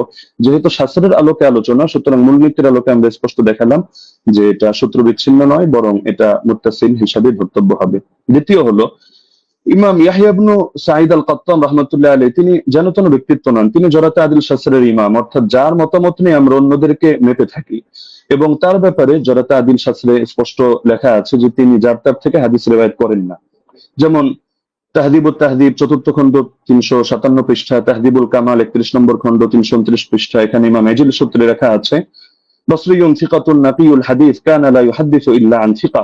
ইমাম ইয়াহইয়া ইবনে সাঈদ আল কাত্তান তিনি শুধু সিকা রাওয়ীদের থেকে হাদিস বয়ান করেন, যার তার থেকে বয়ান করেন না। একইভাবে আসিকাত কিতাব 7ম খণ্ড 611 পৃষ্ঠা, তাহদিবুত তাহদিব 4th খণ্ড 357 পৃষ্ঠা, ইকমালু তাহদিবিল কামাল 12 নম্বর খণ্ড 313 পৃষ্ঠা, তাহদিবুল কামাল 31 নম্বর খণ্ড 329 পৃষ্ঠা, এগুলোতে স্পষ্ট লেখা আছে যে ওয়া আমানা ফিল বাহসি আনিন নাকলি ওয়া তারাকা দুআফা। ইমাম ইয়াহইয়া ইবনে সাঈদ আল কাত্তান তিনি হাদিস শাস্ত্র বয়ান করার ক্ষেত্রে তিনি গভীরভাবে কাজটা করেন, তিনি যায়িফ রাওয়ীদেরকে পরিহার করেন। একইভাবে ইমাম আহমদ বিন হাম্বলের একাধিক মত আমরা বর্ণনা করতে পারবো এক্ষেত্রে, যেমন আল জারহ ওয়াত তা'দীল ইবনে আবি হাতিম প্রথম খণ্ড 232 পৃষ্ঠা, সেখানে ইমাম আহমদ বিন হাম্বল সূত্রে আছে, তিনি বলেছেন মা রাআইনা মিসলা ইয়াহইয়া ইবনে সাঈদ ফি হাদা শা'n, ইয়ানি ফি মারিফাতিল হাদিস ওয়া রুওয়াতিহি ওয়া কানা সাহিব হাদা শা'n। আমরা ইয়াহইয়া ইবনে সাঈদের মতো ব্যক্তি এই শাস্ত্রে দেখিনি, অর্থাৎ হাদিস জানা এবং হাদিসের বর্ণনাকারীদের ব্যাপারে জানা, তিনি এই ব্যাপারে বিশেষ পাণ্ডিত্যের অধিকারী ছিলেন। এরকম আরো বহুত মতামত দেখানো সম্ভব, যেমন তিনি অন্যত্র এটাও আছে, তিনি বলেন আল জারহ ওয়াত তা'দীল ইবনে আবি হাতিম 232 পৃষ্ঠায় এই মন্তব্য আছে যে কানা ইয়াহইয়া আবসারাহুম বির রিজাল ওয়া আনকাহুম হাদিসা। ইয়াহিয়া রিজাল সম্পর্কে সবচেয়ে বেশি সূক্ষ্মদর্শী এবং তিনি হাদিসগুলো খুব স্বচ্ছভাবে বর্ণনা করে থাকেন।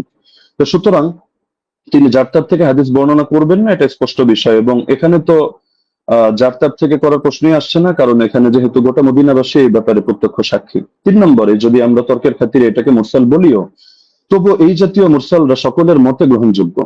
যেমন হাফিজ ইবনুল কাইয়িম রাহিমাহুল্লাহর স্পষ্ট মন্তব্য আছে জাদুল মাআদ কিতাবে, প্রথম খণ্ড 367 নম্বর পৃষ্ঠায়, ওয়াল মুরসাল ইযা ইত্তাসালা বিহি আমালুন ওয়া আদ্দাদাহু কিয়াসুন আও কাওলু সাহাবিয়্যিন আও কানা মুরসিলুহু মা'রুফান বিইখতিয়ারি আশ-শুয়ুখ ওয়া রাগবাতিহি আন আর-রিওয়ায়াতি আন আদ-দুআফা ওয়াল মাতরুকিন ওয়া নাহওয়ি যালিক মিম্মা ইয়াক্তাযি কুওয়াতাহু উমিলা বিহি। মুরসালের সঙ্গেও যদিও আমরা এটা মুরসাল বলছি না, তবে তর্কের খাতিরে যদি এটাকে মুরসাল ধরিও, সেই ক্ষেত্রে মন্তব্যটা উল্লেখ করছে যে মুরসালের সঙ্গে যদি আমল যুক্ত হয়, অর্থাৎ উম্মত এভাবে আমল করে, অথবা তিনি আরো পয়েন্ট আনলেন যে যদি এখানে মুরসালটা যার থেকে এসেছে, অর্থাৎ মুরসিল যিনি, তিনি যদি এ ব্যাপারে পরিচিত হন যে তিনি শায়খ খুব সুন্দরভাবে নির্বাচন করেন এবং বর্ণনা করার ক্ষেত্রে যায়ফ রাওয়ী, মাতরুক রাওয়ীদেরকে তিনি পরিহার করে চলেন, তাহলে সেই ক্ষেত্রে মুরসালের আলোকে আমল করা হবে। এবং এটা ফুকাহায়ে কেরামের নিকট গ্রহণযোগ্য মূলনীতি। আল ইহকাম ফি উসুলিল আহকাম আমিদের কিতাবের মধ্যে স্পষ্ট আছে যে জাতীয় মুরসাল এটা ফাকাবিলাহু আবু হানিফা ওয়া মালিক ওয়া আহমদ ইবনে হাম্বল ফি আশহারি রিওয়ায়াতাইন আনহু। ইমাম আবু হানিফা গ্রহণ করেন, ইমাম মালিক গ্রহণ করেন, ইমাম আহমদ বিন হাম্বলের একটা প্রসিদ্ধ মত যেটা, তার আলোকে দেখা যায় তিনিও গ্রহণ করেন।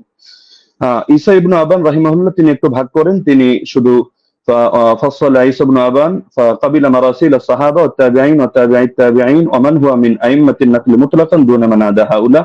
তিনি সাহাবীদের মুরসাল গ্রহণ করেন, তাবেঈদেরটা করেন, তাবেঈদেরটা করেন, এবং যারা হাদিস শাস্ত্রের ইমাম তাদেরটা করেন, অন্যদেরটা করেন না। এটা মেনে নিলেও সমস্যা নেই, কারণ ইমাম ইয়াহিয়া আল কাত্তান তিনি হাদিস শাস্ত্রের ইমাম, তিনি যে ক্যাটাগরি বর্ণনা করেছেন এই ক্যাটাগরির মধ্যে আছেন। আর ইমাম শাফিঈর মত প্রসিদ্ধ, এটা আল ইহকাম কিতাবের মধ্যে আছে, একইভাবে নুজহাতুন নাজার ফি তাওদীহ নুখবাতিল ফিকার সেখানেও আছে। ইমাম শাফিঈ রাহমাতুল্লাহ আলাইহির বক্তব্যের মধ্যে স্পষ্ট দেখা যাচ্ছে যে তিনি বলেছেন যে মুরসাল যদি সাহাবীর মুরসাল হয় তাহলে তো গ্রহণযোগ্য, আর যদি এমন মুরসাল হয় আও মুরসালান قد اسنده غير مرسله او ارسله راو اخر يروي عن غير شيوخ الاول او عضده قول صحابي او قول اكثر اهل العلم او ان يكون المرسل قد عرف من حاله انه لا يرسل عمن فيه علة من جهالة أو غيرها كمراسيل ابن المسيب فهو مقبول وإلا فلا، ووافقه على ذلك أكثر أصحابه والقاضي أبو بكر وجماعة من الفقهاء।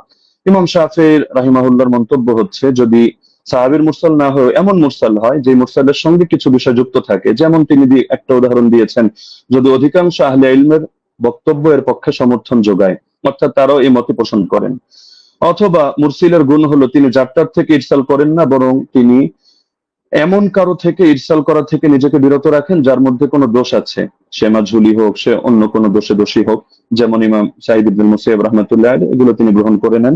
এটা আল ইহকাম আমিদি কিতাবের মধ্যে আছে। একইভাবে ইমাম নাবাবী তার আল মাজমু' শারহুল মুহাদ্দাবের 6 নম্বর খণ্ড 206 নম্বর পৃষ্ঠায় এটা বলেছেন, ইহতাজ্জু শাফিঈ বিল মুরসাল ইযা তাদাদা أحد أربعة أمور إما حديث مسند وإما مرسل من طريق آخر وإما قول صحابي وإما قول أكثر العلماء।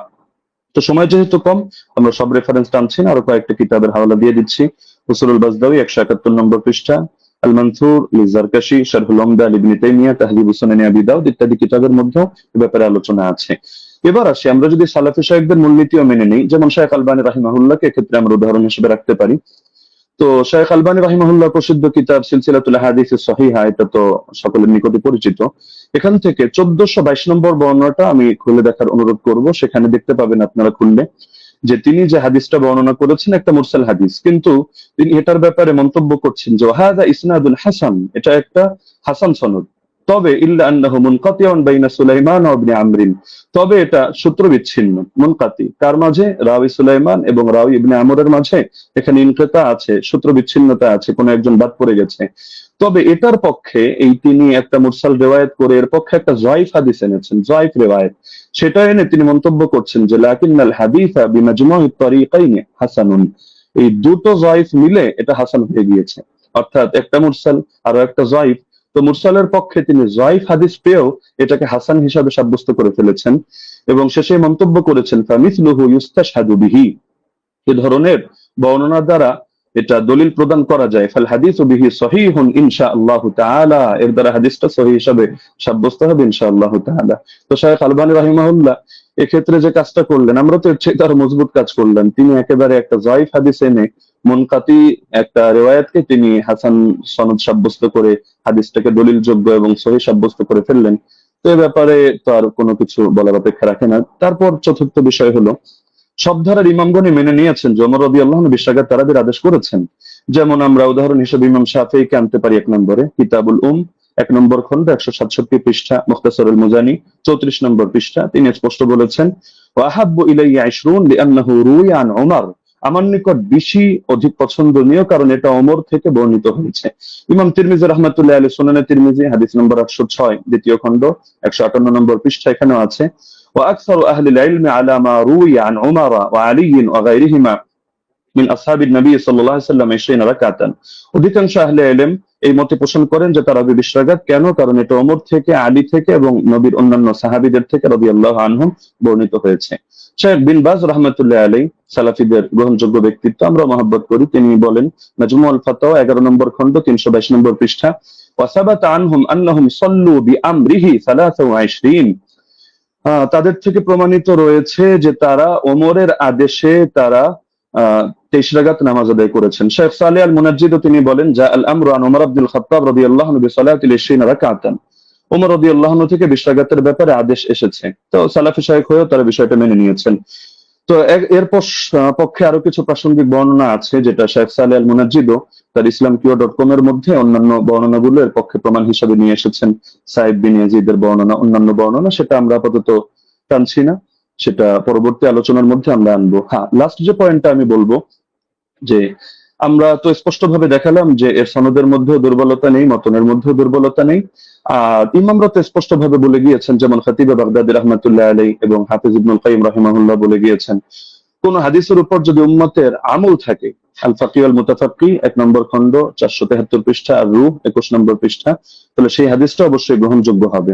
এক্ষেত্রে আরো স্পষ্ট বক্তব্য আমরা ইমাম সুয়ুতিরটা উল্লেখ করি। তিনি তাদরিবুর রাওয়ী কিতাবের মধ্যে এনেছেন 34 নম্বর পৃষ্ঠা, ইহকামু লিল হাদিস বিসিহহা, হাদিসের ব্যাপারে সহিহ হওয়ার হুকুম দেওয়া হবে ইযা তালাক্কাহু الناس বিল যখন উম্মত সেটাকে কবুল করে নিবে এবং সেটা গ্রহণ করবে। ওয়া ইল্লাম ইয়াকুন লাহু ইসনাদুন সহিহ, এমনকি যদি তার সহিহ সনদ নাও থাকে তবুও হাদিসটা গ্রহণযোগ্য হবে।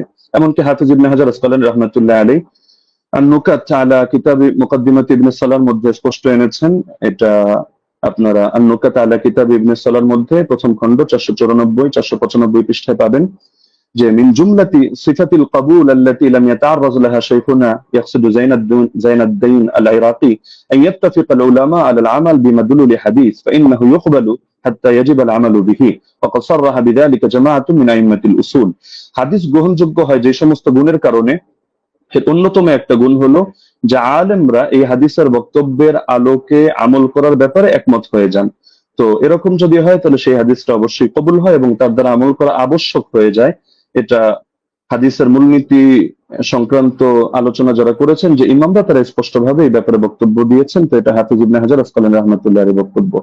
তো আলোচনা আরো দীর্ঘ করা যেত, বাকি সময় যেহেতু সংক্ষিপ্ত, আমরা যে পয়েন্টগুলো টানলাম, তো ব্রাদার রাহুলের মধ্যে থেকে কোনো একটা পয়েন্ট টেনে তিনি যদি দেখাতে পারেন যে না, এই শাস্ত্রের এই মূলনীতিগুলো ভুল বা এর আলোকে এটা প্রমাণিত হয় না, তাহলে আমরা তার প্রতি কৃতজ্ঞ থাকবো যে হাদিস শাস্ত্রের নতুন আরেকটা জিনিস অ্যাড হলো। তো সুতরাং আমরা শাস্ত্রের আলোকে দেখিয়ে দিলাম যে না, ইমাম ওমর রাদিয়াল্লাহু তাআলা আনহু তিনি 20 রাকাত তারাবির আদেশ করেছেন। জাযাকুমুল্লাহু খাইরান। জি, আপনাকে অনেক অনেক ধন্যবাদ মুফতি আলী হাসান ওসামা। আপনি যথাসময় শেষ করেছেন। বাদ বাকি আমি এখানেও বলে দিই যে 10 সেকেন্ড আমাদের কস হয়েছে। 10 সেকেন্ড ওসামা সাহেব বেশি পেয়েছেন। বাদ বাকি আমাদের এটা নিয়ে কোনো সে নেই আশা করি। যাই হোক, আমরা এখন যাব খণ্ডন পর্বে, এবং খণ্ডন পর্বে প্রথম 15 মিনিট আলোচনা করবেন মুহতারাম ব্রাদার রাহুল হোসেন, এবং আমি আপনার কাছে যাব, আপনি বললে আমি আপনার টাইমটা শুরু করব। আপনি মিউট হয়ে আছেন। জি, একটা স্লাইড আমি পাঠিয়েছি, এটা শো করতে হবে। স্লাইড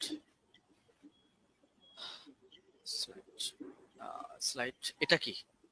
একটু দেখবেন প্লিজ। এটা কি স্লাইড আপনার? জি জি জি জি জি জি জি এটাই। জি, আপনি বললে আমি টাইমটা স্টার্ট করব। ওকে, টাইম নাও, স্টার্ট। 40 মিনিট। আলহামদুলিল্লাহ, সমস্ত প্রশংসা আল্লাহ সুবহানাহু ওয়া তাআলার জন্য। আমাদের প্রথম পর্ব শেষ হয়েছে। তো মূল বিষয় হচ্ছে, এতক্ষণ আপনারা দেখলেন যে আমাদের উস্তাদজি তিনি তার প্রেজেন্টেশনে 20 রাকাত তারাবির পক্ষে তিনি দলিল উপস্থাপন করেছেন। তবে আমি হতাশ হয়েছি। হতাশ এই জন্য হয়েছি যে 8 রাকাতের পক্ষে আমরা যে হাদিসটা পেশ করেছি মুয়াত্তা মালিক থেকে, মাত্র 4টে সনদে। সনদের মধ্যে না কোনো দুর্বলতা আছে, না সনদের মধ্যে কোনো রাবের উপরে আপত্তি আছে, না সনদের মধ্যে কোনো ইনকেতা সূত্র বিচ্ছিন্ন হয়েছে। এবং আমি ওস্তাদজিকে আমার 8টা প্রশ্নের মধ্যে 5 নম্বর প্রশ্ন ছিল এইটা, যে এমন একটি দলিল পেশ করবেন যেখানে সূত্র কোনো ছিন্ন হয়নি, বিচ্ছিন্ন হয়নি, ইনকেতা নেই, সনের মধ্যে কোনো মুনকাতি কোনো সনদ পেশ করবেন না। দুর্ভাগ্যজনক হলে সত্য কথা, আজকে তিনি প্রথম যে দলিলটা পেশ করেছেন, তিনি একটা মুনকাতি একটা দলিল পেশ করেছেন, সূত্র বিচ্ছিন্ন একটা দলিল পেশ করেছেন। এবং এখানে ইয়াহিয়া সাইদ আল কাত্তান থেকে যে রাত পেশ করেছে মুসান্নাফ ইবনে আবি শাইবা থেকে আপনারা দেখেছেন। তো এখানে মুসান্নাফ ইবনে আবি শাইবাতে ইয়াহিয়া সাইদ আল কাত্তান তিনি দাবি করছেন বা বলছেন ইয়াজিদ থেকে যে ওমর রাদিয়াল্লাহু তাআলা জামানায় 20 রাকাত তারাবির আদেশ দিয়েছে। আমার প্রশ্ন আবারও 9 নম্বর প্রশ্ন একটা যোগ হয়ে গেল, কাকে আদেশ করেছে, কাকে নাম বলতে হবে। মুয়াত্তা মালিকের রিওয়ায়াতে পরিষ্কার ভাবে আছে কাকে আদেশ করেছিলেন। 8 রাকাতের পক্ষে ওমর বিন খাত্তাব, সেটা হচ্ছে উবাই বিন কাব আর তামিম আদ-দারিকে। উস্তাদজি যে 20 রাকাতের আদেশের ওমর বিন খাত্তাব থেকে নিয়ে এসেছে, প্রথমটা সনদটা ইনকেতা আছে, সূত্র বিচ্ছিন্ন। ওমর বিন খাত্তাবের রাদিয়াল্লাহু তাআলা জামানা পর্যন্ত ইয়াহিয়া সাইদ আল কাত্তান পান নাই। আর দ্বিতীয়ত এই হাদিসের মধ্যে আমার দ্বিতীয় একটা প্রথম আর একটা প্রশ্ন যুক্ত হয়ে যায় যে এখানে কাকে নির্দেশ দিয়েছে, কোন সাহাবীকে, সাহাবীর নাম বলতে হবে। এই পয়েন্টটাকে নোট করে আমি রিবাটল সেশনে উস্তাদজির কাছে জবাব আমি আশা করছি। আমি অবাক হয়েছি, দ্বিতীয় অবাক হচ্ছে এটা যে আমার উস্তাদজি তিনি হাদিসটা মুরসাল হককে অস্বীকার করলেন এবং তিনি সঙ্গে সঙ্গে কথা বললেন যারা মুরসাল বলে তারা নাকি জ্ঞান পাপী বা জ্ঞান অল্প স্বল্প বুদ্ধি যারা আছে তারাই নাকি এই হাদিসটাকে ইনকেতা বলে। চলেন এই হাদিসের প্রথমত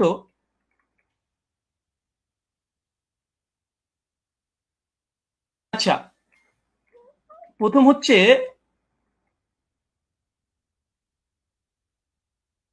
যে দলিলটা পেশ করেছেন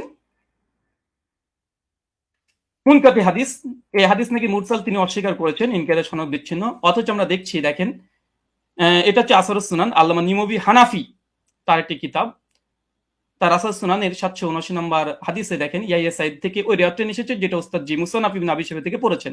হাদিসটা নিয়ে আসার পরে বলছে ও ইসনাদহু মুরসাল, তিনি পরিষ্কার দাবি করছেন যে এই সনদ হচ্ছে ইনকেতা ঘটেছে, সনদের মধ্যে বিচ্ছিন্ন ঘটেছে।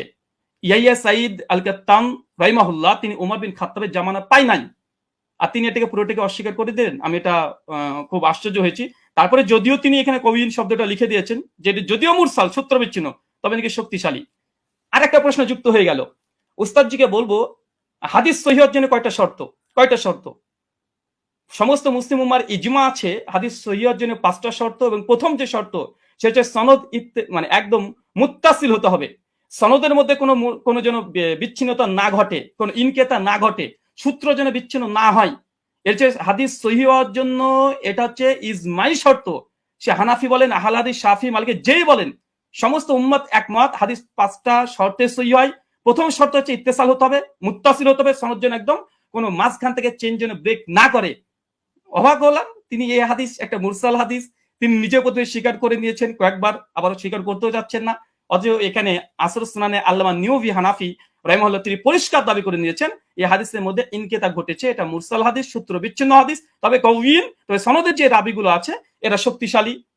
হাদিস সহিহ হওয়ার জন্য যেহেতু রিজাল শাস্ত্রের আলোকে এবং হাদিস শাস্ত্রের আলোকে আমাদের দলিল উপস্থাপন করতে হবে। তো হাদিস সহিহ হওয়ার জন্য ওস্তাদ দেখেছি আমার জানার জন্য প্রশ্ন, বিনয়ের সঙ্গে প্রশ্ন, মানে মুত্তাসিল হওয়া এটা শর্ত কি, শর্ত একটু জানাবেন 5টা শর্তের মধ্যে। আর এই সনদের মধ্যে যে মুত্তাসিল, এই সনদের মধ্যে বিচ্ছিন্নতা ঘটেনি, এটা প্রমাণ পেশ করবেন। চলুন এই দেখেন ইয়াহিয়া সাইদ আল আনসারীর এই বর্ণনাকে বাংলাদেশের জগৎ বিখ্যাত আমাদের আলী হোসেন ওসামা জিরো উস্তাদ জি হবে আমার জানা মতে, না হলেও রুহানি উস্তাদ হবে। দলিশ নামাজের মাসাল এই বইটা মোটামুটি 4 জন আলেম মিলে লিখেছে, এক মৌলানা তাহিদুল মাওলা, আব্দুল মালিক সাহেব, আব্দুল মতিন সাহেব এবং আবু আকাস মৌলানা, 4 জন মিলে বইটাকে রচনা করেছে। এই তারাবির মাসালাতে 410 নম্বর এবং 411 নম্বর পৃষ্ঠাতে এই দলিলটা নিয়ে এসেছে। নিয়ে আসার পরে এই দলিলটাকে সামনে রেখে তিনি বলছেন যে মুসান্নাফের এই দলিলটা, এই বর্ণনাটির সনদ সহিহ, তবে ইয়াহিয়া সাইদ যেহেতু হযরত ওমরের যুগ পাননি, আবার কার কাছ থেকে শুনেছেন তাও বলেনি, এই কারণে এটিকে মুনকাতি সূত্র বিচ্ছিন্ন বলা হয়। তার মানে আমাদের 4 জন সহ লেখা দলিল সহ নামাজের মাসাল এ বইটা, মানে আমরা 5 জনের মত পেয়ে গেলাম মোটামুটি, যে হানাফি ভাইদের এবং দেওবন্দীদের ঘরনারী এই সনদকে মুনকাতি সূত্র বিচ্ছিন্নটা স্বীকার করে নিয়েছে। যদি এরা যদি মূর্খ হয়, আল্লাহু আলম বিসব, হতে পারে, আমি এখানে কোনো কমেন্ট করব না। তারপরে তিনি ওসামা উস্তাদজি তিনি যে কথাগুলো বলেছেন, টেনে হিসড়ে হাদিসটাকে আবার মানে হাসান করার চেষ্টা করছে। তো মূল কথা, সনদের মধ্যে বিচ্ছিন্নতা ঘটেছে এবং হাদিসটার মধ্যে ইনকেতা ঘটেছে। আর বারবার উস্তাদজি বলছে হাদিসটা মুরসাল। আসলে হাদিসটা মুরসাল না মুনকাতে, কারণ এই হাদিসটা মুরসাল হলে নবীর দিকে নিসবত হতো। যখন নবীর দিকে নিসবত না, এটা ওমরের দিকে নিসবত হয়েছে, যে ওমর আদেশ করেছে। তা হাদিসটা মুরসাল নয়, বরং এখানে ইনকেতা বলাটাই বেশি যৌক্তিক। মুনকাতি এই হাদিস। তার জন্য এখানে আরেকটা পয়েন্ট দেখে নিন। মুনকাতে হাদিসের ব্যাপারে উস্তাদজি অনেকগুলোই দলিল উপস্থাপন করলেন এবং বিভিন্ন আলেমদের ফতোয়া তিনি নকল করে বোঝানোর চেষ্টা করছিলেন বারবার, যে দেখেন মুনকাতে হাদিসকে অনেকে হাদিসে বা মুরসাল হাদিসকে অনেকেই সহিহ বলার চেষ্টা করছে, এমনকি শেখ আলবানিও বলার চেষ্টা করেছে, তিনি দলিল উপস্থাপন করেছেন। দেখেন, এটা তাইসুল মুস্তাহুল হাদিস, এটা হানাফি আলেম সকলেই মানে, এটা বাংলাদেশ থেকে কওমি ঘরানার তারাই ছাপিয়েছে বইটা, রকমারিতে অ্যাভেলেবেল পেয়ে যাবেন। এখানে দেখেন মুনকাতে হাদিসের উদাহরণ একটা দেওয়ার পরে বলছে মুনকাতে হাদিসের হুকুম কি, বলছে উলামায়ে কেরাম এ বিষয়ে একমত, মানে ইজমা দাবি করছে। বিলুপ্ত রাবি অবস্থা অজ্ঞতা থাকার কারণে মুনকাতে হাদিস জয়ীফ হিসেবে গণ্য। এখানে একটা সংক্ষিপ্ত সাধারণ শ্রোতার জন্য বলি, যে ইয়াহিয়া সাইদ আল কাত্তান তার ওমর বিন খাত্তাবের জামানায় পায়নি। ওমর বিন খাত্তাবের মৃত্যুর প্রায় 40 থেকে 50 বছর পর এই রাবি জন্মগ্রহণ করেছে। ওমর বিন খাত্তাব জামানায় পায়নি। তিনি কিভাবে বলে দিলেন যে ওমরের জামানাতে অমুক অমুক ব্যক্তি, আবার নাম উল্লেখ নেই যে কাকে নির্দেশ দিয়েছে, নাম উল্লেখ নেই হাদিসে, যে 20 টাকাতের আদেশ করেছে। এখন যদি কেউ দাবি করে যে পাকিস্তানি আমলে ব্রিটিশদের সঙ্গে অমুক ব্যক্তি এবিসি ও দালালি করেছে, আজকের যুগের কোনো মানুষ যদি দাবি করে দেয়, হয়তো তার যুগও আমি পাইনি, পাকিস্তানি আমল আমি পাইনি, যে দাবি করে দেয়, এই দাবিটা কেমন যৌক্তিক হতে পারে? ঠিক এই হাদিসের সঙ্গে সেটাই ঘটেছে। যিনি বর্ণনা করছেন ওনার সঙ্গে ওমর বিন খাত্তাবের জামানায় তিনি পাননি। ওমর বিন খাত্তাবের মৃত্যুর প্রায় 40 থেকে 50 বছর পর এই ব্যক্তির জন্মগ্রহণ করা হচ্ছে। আর মুনকাতে হাদিসের, এটা মুস্তালাহুল হাদিসের স্পষ্ট দলিল এখানে বিদ্যমান যে মুনকাতে হাদিস এটা জয়ীফ হয়। আচ্ছা, এরপর একটা দেখেন, মুরসাল হাদিস বিষয়েও এই মুস্তালাহুল হাদিসের মধ্যে আসছে পরিষ্কার ভাবে। কি বলছে দেখেন, উসুলবিদের দৃষ্টিতে মুরসাল এর অর্থ ব্যাপক। তাদের নিকটে প্রতিটি মুনকাতি রিওয়ায়াত মুরসাল, মানে এটা ইস্তাহালি হিসাবে অনেকেই মুনকাতিকে মুরসাল ব্যবহার করে, ইস্তাহাল হিসাবে, কিন্তু হুকুম হিসাবে নয়। এরপর বলছে দেখেন, সনদের যে কোনো স্তর থেকে রাবি বাদ পড়ুক না কেন, খতিব বাগদাদির অভিমত হচ্ছে এটা। এরপরে হুকুম বলছে, কি বলছে দেখেন, যে প্রকৃতপক্ষে মুরসাল হাদিসের জয়ীফ। যদি উস্তাদজি এটা অস্বীকার করতেন না, এটা মুনকাতে হাদিস না, এটা মুরসাল হাদিস, যদি অস্বীকার করে দিয়েছিলেন, তাদের ঘর থেকে দেখানো হচ্ছে হাদিসটা তারা মুনকাতে স্বীকার করে নিয়েছে। দৈশ নামাজের মাসালাতে মুনকাতে স্বীকার করেছে, আর আসারুস সুন্নাতে নিমবি তিনি মুরসাল স্বীকার করে নিয়েছেন। আচ্ছা, তারপরেও যদি ওসামা সাহেব বারবার এটাকে মুরসাল এটা অস্বীকার করেও এটা নিয়েই বারবার আলোচনা করে, মুরসাল হাদিসের ব্যাপারে হুকুম কি দিচ্ছে দেখেন, যে প্রকৃতপক্ষে মুরসাল হাদিসের জয়ীফ এবং বর্জনীয়, পরিষ্কার। আচ্ছা চলেন, এটা সহিহ মুসলিম মুকদ্দমা উঠে দেখবেন, এটা ইসলামিক সেন্টার থেকে ছাপানো, আরবিটাও আপনারা ভালোভাবে পড়তে পারবেন। এবং এখানে ইমাম মুসলিম রাহিমাহুল্লাহ তিনি পরিষ্কার মুরসাল হাদিসের একটা বাব কায়েম করেছে। বাব কায়েম করার পরে ইমাম মুসলিম সহিহ মুসলিম রচনার পূর্বে মুকদ্দমা শুধু রাসূল হাদিস দিয়ে তিনি একদম পালাতে রেখেছেন। তার মধ্যে মুরসাল আলোচনা করতে গিয়ে তিনি বলছেন যে মুরসাল রিওয়ায়াত হাদিস সময়ের ব্যাপারে আমাদের মুহাদ্দিসদের, মানে মুহাদ্দিসগণের কেরামের অভিমত হচ্ছে মুরসাল হাদিস হুজ্জাত দলিল হিসেবে পরিগণিত হবে না। মানে কোন হাদিসের সনদের মধ্যে যদি বিচ্ছিন্ন ঘটে, যেটা আমাদের উস্তাদ যে আজকে দলিল পেশ করেছে, তাহলে সেটা কোনোভাবে হিসেবে গ্রহণযোগ্য নয়। সর্বশেষে বলছে ফলে তা মুরসাল হওয়ার সম্ভাবনায় আমাদের নিকটে হুজ্জত বা দলিল হিসেবে পরিগণিত হবে না। এবং ইমাম মুসলিম রাহিমাহুল্লাহ তিনি বলছেন মুরসাল হাদিস হোক, সনদ যদি বিচ্ছিন্ন ঘটে যায়, এই হাদিস সহিহ নয়, এটা বর্জনীয়, এটা যায়িফ, এটা মারদুদ। এবং হাদিস সহিহ অর্জনের যে 5টা শর্ত, ইজমা আছে, এরপরে ইজমা দাবি করলাম, ইজমা আছে। প্রথম শর্ত হচ্ছে যে মুত্তাসিল হতে হবে। আচ্ছা, এখানে দেখেন উনি আলবানী রাহিমাহুল্লাহর এই সুলাইমান আর তাউসের একটা রিওয়ায়াত নিয়ে এসে বলছেন যে আলবানী দেখো তোমাদের ঘরে আলবানী একটা মুরসাল হাদিসকে হুজ্জাত গ্রহণ করে নিয়েছে। আমি একই টিট ফর ট্যাট দিয়ে দিলাম উস্তাদজিকে, যে দেখেন আপনাদের দলিল নামাজের মাসাল বইয়ে আহলে হাদিসদের একটা দলিল খণ্ডন করতে গিয়ে এখানে মৌলানা আব্দুল মালিক সাহেব, আব্দুল মতিন সাহেব এবং তামহিদুল মাওলা সাহেব, আরো 4 জন বড় বড় বিজ্ঞ ওলামা, তারা কি বলছে, এই হিসাবে সুলাইমান ও তাউসের মাঝে আরেকটি বিচ্ছিন্নতা সৃষ্টি হয়েছে, মানে সূত্র বিচ্ছিন্ন হয়েছে, যার কারণে হাদিসটা হাসান মানে সহি তদুর কিবা হাসান হওয়া দুষ্কর হয়ে পড়েছে। এটা আমাদের দেওবন্দি বাংলাদেশি ওলামা মাশায়েখ যারা আছেন, বিশেষ করে কওমি ঘরানার, তাদের যারা লিখেছে ওটা একদম সকলে মাথার ওপরে তারা। তা আলবানি যেমন দলিল দিয়েছিল, আমি পাল্টা একটা দলিল দিয়ে দিলাম। আচ্ছা, এই হচ্ছে। আচ্ছা, এখানে আরেকটা দলিল তিনি যেহেতু ইয়াহি সাইদ আল আনসারি থেকে একটা হাদিস মাত্র দিয়েছে, তবে বিন বাজ রাহিমাহুল্লাহ ফতোয়া পড়তে গিয়ে তিনি আরেকটা রিওয়ায়াত পেশ করেছেন, সেটা হচ্ছে ইয়াজিদ বিন রোমান থেকে।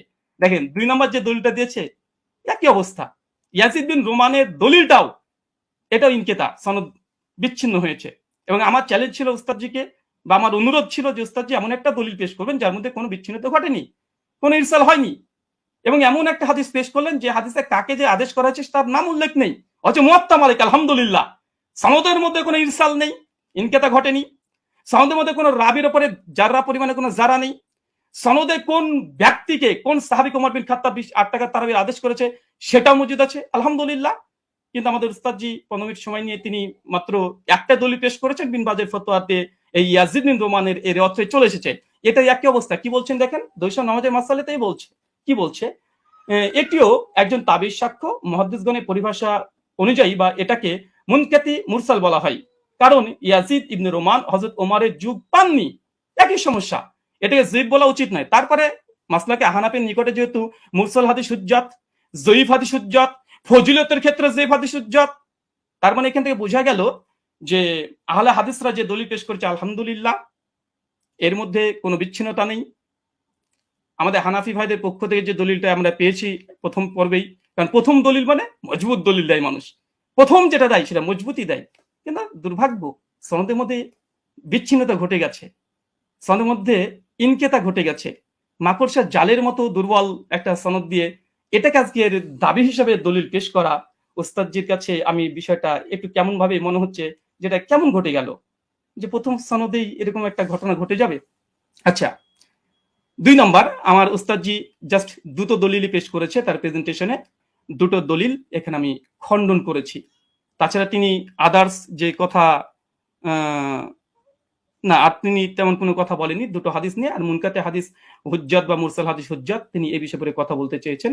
আমিও দেখিয়েছি যে ইমাম মুসলিমের নিকটে মুরসাল মুনকাতে হাদিস মানে গ্রহণযোগ্য নয়। তাছাড়া দলিল নামাজের মাসালাতে স্বয়ং আব্দুল মতিন সাহেব একটা সূত্র বিচ্ছিন্ন হওয়ার কারণে আহলেসের একটা দলিলকে বাতিল ঘোষণা করে দিয়েছে, হাসান হওয়া দুষ্কর বলে দিয়েছে। আর তৃতীয়ত মুস্তালাহুল হাদিসের গ্রন্থে যেগুলো লেখা আছে যে মুনকাতে হাদিস বা মুরসাল হাদিস সূত্র বিচ্ছিন্নতা হওয়ার কারণে কার কাছ থেকে শুনেছে এটা যেহেতু আমাদের কাছে জানা নেই, এই জন্য এই হাদিসটা মুহাদ্দিসদের নিকটে এটা যঈফ, এটা মারদুদ।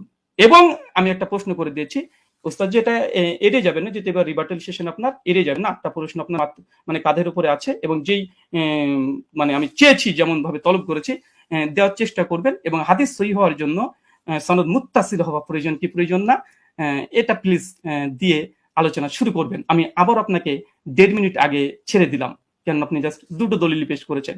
শুকরিয়া, ধন্যবাদ, জাযাকাল্লাহু খায়রান, বারাকাল্লাহু ফিকুম। জি ব্রাদার রাহুল হোসেন, আপনাকে অনেক অনেক ধন্যবাদ।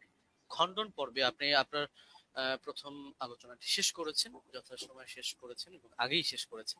যেহেতু আমি চলে যাব খণ্ডনের দ্বিতীয় আলোচক যিনি মুফতি শেখ আলী হাসান ওসামা আপনার কাছে, এবং আপনি বললে আমি আপনার টাইমটা শুরু করে দেব। আর জি, একটু দর্শকদের উদ্দেশ্যে বলবো, দর্শক যারাই দেখছেন অবশ্যই প্রোগ্রামটি শেয়ার করে অন্যকে দেখার জন্য সুযোগ করে দিবেন ইনশাআল্লাহ। জি আলী হাসান ওসামা আপনার কাছে যাচ্ছি, আপনি বললে আমি টাইমটা শুরু করব। জি, শোনা যাচ্ছে আমাকে? হ্যাঁ, আপনাকে ক্লিয়ার শোনা যাচ্ছে। আচ্ছা, জি, শুরু করতে পারেন। জি 7 7 8 9 10 সেকেন্ড। জি ওকে। হামিদান ওয়া মুসাল্লিয়ান ওয়া মুসাল্লিমা আম্মা বা'দ। শাস্ত্রীয় ব্যক্তি ছাড়া আসলে শাস্ত্রীয় আলোচনাটা একটু জটিল ব্যাপারই, যে যতটুকু পরে তার আলোকে গোটা দুনিয়াটাকে মূল্যায়ন করে। তো আমরা যে আলোচনাগুলো করেছি সবগুলো শাস্ত্রীয় মূলনীতিকে উনি এড়িয়ে গিয়ে আমাদের ব্রাদার রাহুল ভাই তিনি হলো অন্যান্য এদিক সেদিকের কথা টেনে, এবং মজার একটা ব্যাপার হলো উনি কি বলবেন আমরা মোটামুটি সবই এক থেকে আইডিয়া করতে পেরেছি, লেকিন আমি যেগুলো বলেছি এটা হয়তো ওনার আনকমন পড়ে গেছে, উনি যার কারণে বিষয়গুলো স্কিপ করে গেছেন। হাতে সময় ছিল, তিনি খণ্ডন করতে পারতেন। তো কি কি স্কিপ করেছেন আর এই খণ্ডন পর্বে যে অসঙ্গতি গুলো বলেছেন এটা নিয়ে তো আমি নেক্সট পর্বে আলোচনা করবো। আগে ওনার কেস প্রেজেন্টেশনের মধ্যে উনি যে কথাগুলো বলেছেন আমরা সেটার মূল্যায়নে আসি। একটা কথা তো তিনি গর্বের সাথে বললেন যে হাদিস সহিহ হওয়ার জন্য 5টা শর্তের ব্যাপারে ইজমা আছে, যে অবশ্যই একমত, ইজমা আছে। তো যার কারণে 3টা জিনিস দেখতে হয় সনদে, 2টো জিনিস দেখতে হয় মতনের মধ্যে, অর্থাৎ মূল টেক্সটের মধ্যে। আপনি দীর্ঘ 15 মিনিট নিয়ে খুব গর্বের সাথে বুক ফুলিয়ে ফুলিয়ে অনেকগুলো কিতাবের রেফারেন্সের আলোকে আপনি শুধু সনদের সৌন্দর্য তুলে ধরেছেন, একেবারে কি কি ফজিলত আছে এটা তুলে ধরেছেন, মতনের বিষয়টা স্কিপ করে গিয়েছেন, আর প্রশ্ন তো কিছু ছড়িয়ে দিয়েছেন। তো আমরা কিছু প্রশ্নের জবাব আমাদের কথার মধ্যে অটো চলে আসবে, বাকিগুলো আমরা আলোচনায় আনবো যেগুলো প্রাসঙ্গিক। আচ্ছা, এখন আমরা আগে মূল আলোচনায় আসি। একটু বোঝার সুবিধার্থে একটু কথাটা শুরু থেকে টানি। ওমর রাদিয়াল্লাহু তাআলা আনহু থেকে তারাবির রাকাত সংখ্যার বর্ণনাকারী 6 জন রয়েছেন। এর মধ্যে একজন তো সাহেব বিন ইয়াজিদ রাদিয়াল্লাহু তাআলা আনহু, আমরা তার প্রসঙ্গে আসছি। আর এছাড়াও আরো বাকি 5 জন রয়েছেন, যাদের 5 জনের প্রত্যেকেই সংখ্যাটা তারাবির রাকাত সংখ্যা 20 বলে উল্লেখ করেছেন। ইয়াজিদ বিন রুমান তিনি 23 বলেছেন, বেতের সহ মুয়াত্তা মালিকে আছে। আব্দুল আজিজ বিন রুফাই 20 বলেছেন, মুসান্নাফ ইবনে আবি শাইবা আছে। উবাই বিন কাব 20 বলেছেন, মুসনাদে আহমদ বিন মানিতে আছে। ইয়াহইয়া ইবনে সাঈদ 20 বলেছেন, আমরা আগে উল্লেখ করেছি। মুহাম্মদ বিন কাব কুরাজি 20 বলেছেন, কিয়ামুল লাইল মারওয়াজির মধ্যে আছে, ইত্যাদি। এখন বাকি থাকলো শুধু সাহেব বিন ইয়াজিদের কথা। সাহেব বিন ইয়াজিদ থেকে তার 3 জন শাগরেদ এই বিষয়ক হাদিস বর্ণনা করেছেন। একজন হল ইয়াজিদ বিন খুসাইফা, তিনিও 20 বর্ণনা করেছেন, সুনানে কুবরা বাইহাকিতে আছে। দ্বিতীয় হারিস বিন আব্দুর রহমান বিন আবি যুবাব, তিনি 23 বর্ণনা করেছেন, অর্থাৎ বেতের সহ, এটা মুসান্নাফে আব্দুর রাজ্জাকে আছে। আর 3 নম্বর হলো মোহাম্মদ বিন ইউসুফ, যে সূত্রটা টেনে তিনি গর্বের সাথে বলেছেন যে একমাত্র আমরা একটা দলিল দিলাম, বাকি দলিলগুলো আমরা পরে আনবো। বাস্তব কথা হলো ওমর রাদিয়াল্লাহু আনহু 11 আদেশ করেছেন এই মর্মে, অন্য কোনো বিশুদ্ধ দলিল তিনি আদৌ আনতে পারবেন কিনা এটাই চিন্তার বিষয়। তো এখন যে মোহাম্মদ বিন ইউসুফ সূত্রে তিনি আনলেন, সেই মোহাম্মদ বিন ইউসুফ থেকে এই সংক্রান্ত হাদিসটা বর্ণনা করেছেন 5 জন। এখন 5 জনের মধ্যে রেওয়ায়েতে কারোর সাথে কারোর মিল নেই, এক একজন এক একভাবে রেওয়ায়েত করেছেন। এর মধ্যে সবচেয়ে মজার বিষয় হলো তিনি যে সনদটা এনেছেন, এখানে তো ইমাম মালিক রাহমাতুল্লাহ আলাইহি তার সূত্রে বয়ান করেছেন 11 রাকাত। এরকম আরো 2-1টা বর্ণনা আছে, কিন্তু দেখা যাচ্ছে মোহাম্মদ বিন ইসহাক রাহমাতুল্লাহ আলাইহি তিনি বর্ণনা করেছেন এই মোহাম্মদ বিন ইউসুফ থেকে 13 রাকাতের কথা, যেটা মুসনাদে আহমদ বিন মানিতে আছে। এছাড়া দাউদ বিন কায়েস রাহমাতুল্লাহ আলাইহি তিনি এবং আরো অনেকে 21 রাকাতের কথা বর্ণনা করেছেন, যেটা মুসান্নাফে আব্দুর রাজ্জাকে বিশুদ্ধ সনদে আছে। যদি এটা সনদ নিয়ে চ্যালেঞ্জ করেন আমরা তাহলে সনদের আলোচনায় আসবো। তো দেখা যাচ্ছে মতনের মধ্যে মিল নেই, মতনের মধ্যে এখানে সমস্যা বিদ্যমান। সব শাগরেদরা বলছে একভাবে, কিন্তু মোহাম্মদ বিন ইউসুফ থেকে এসে দেখা যাচ্ছে যে এখানে সনদের মধ্যে যদিও যারা বয়ান করেছেন সনদের বিশুদ্ধতা আছে, এটা নিয়ে আমি আপত্তি করছি না, কিন্তু হাদিস সহিহ হওয়ার জন্য যদি 5টা শর্ত, শুধু সনদ ঠিক থাকলেই হবে না। এমন বহুত হাদিস আছে সনদ সুন্দর, কিন্তু তার ইসের মধ্যে মতনের মধ্যে সমস্যা আছে। তো এখানে মতনের মধ্যে যে ঝামেলাটা হয়েছে এটাকে ইস্তেরাব বলে। ইস্তেরাব মানে হলো যে কোথায় 21 রাকাতের কথা আর কোথায় হলো 11 রাকাতের কথা, আবার কোথায় 13 রাকাতের কথা। যদিও 13 নিয়ে একটা ব্যাখ্যা ওনারা দাঁড় করানোর চেষ্টা করেন ধারণা প্রসূত ভাবে, তো সেটা আপাতত বাদই দিলাম। তো 21 রাকাত আর 11 রাকাত সম্পূর্ণ ভিন্ন কথা, কিন্তু মূল বর্ণনাকারী একজন। তো এখন হাদিসের মধ্যে যদি ইস্তেরাব পয়দা হয় তাহলে হাদিসটা দুর্বল হয়ে যায়। এটা তাদরিবুর রাওয়ি বিশরহি তাকরিবুন নওয়াবী পৃষ্ঠা 133 এর মধ্যে স্পষ্টভাবে লেখা আছে, আল ইস্তেরাব ইউজিবু বাফাল হাদিস। তাহলে স্পষ্ট এটা যে এখানে বর্ণনাকারী যারা রয়েছেন তারা যদিও সহিহ মানের, কিন্তু মতনের মধ্যে মুস্তারিব ইস্তেরাব থাকার কারণে হাদিসটা গর্বের সাথে যদিও সহিহ বলার চেষ্টা করছেন, কিন্তু হাদিসটা মতনগত কারণে এটা সহিহ না, বরং এটা যায়িফ হাদিস। এটা হেলাউ সুনানের মধ্যে 7ম খন্ড 145 146 স্পষ্টভাবে লম্বা চওড়া আলাপ আছে। শেখ জাফর আহমদ উসমানী রাহমাতুল্লাহ আলাইহি লিখেছেন, হাদা আসারুন মুস্তারিবুল মাতনি উখতুলিফা ফীহি আলা মুহাম্মদ ইবনে ইউসুফ। বলতে বলতে তিনি গিয়ে শেষে জানাচ্ছেন, ওয়া হাদা ইখতিলাফুন ইউসকিতুল ইহতিজাজ বিল আসার। এই জাতীয় ইস্তেরাব থাকলে এটা আসর দিয়ে আর দলিল দেওয়া যায় না, এটা দলিল অযোগ্য হয়ে যায়। তো এখানে ভুলটা কে করেছেন? ভুলটা মূলত ইমাম মালিকও করেননি, ইয়াহইয়া ইবনে সাঈদ ফাত্তানও করেননি। ভুলটা হয়েছে এখানে, অসঙ্গতিটা প্রকাশ পেয়েছে মোহাম্মদ বিন ইউসুফ থেকে। যদিও তিনি উচ্চ পর্যায়ের রাবী, কোনো সন্দেহ নেই, কিন্তু এক এক সময় তিনি এক এক ভাবে বয়ান করেছেন। তো যার কারণে জিনিসটা এটা দুর্বলের প্রমাণিত হয়ে গিয়েছে। আচ্ছা, দ্বিতীয় পয়েন্ট হলো যে হাদিসের বর্ণনাকারী যারা, তাদের আমলই তো এর খেলাফ। ইমাম মালিক রাহমাতুল্লাহ আলাইহি আমল দেখা যাচ্ছে যে তিনি 8 রাকাতের পক্ষে না। সাহেব বিন ইয়াজিদ তার আমলও এর খেলাফ। একইভাবে যাকে আদেশ করেছেন বলে তিনি উল্লেখ করলেন যে 2 জনের নামের মধ্যে উবাই বিন কাব রয়েছে, উবাই বিন কাবের ব্যাপারেও আছে যে না, তার আমলও এর খেলাফ। ইমাম মালিক রাহমাতুল্লাহ আলাইহি প্রসঙ্গে লম্বা-চওড়া আলোচনা করা যাবে তার মাযহাবে সরাসরি তার শাগরেদদের রেফারেন্স দিয়ে।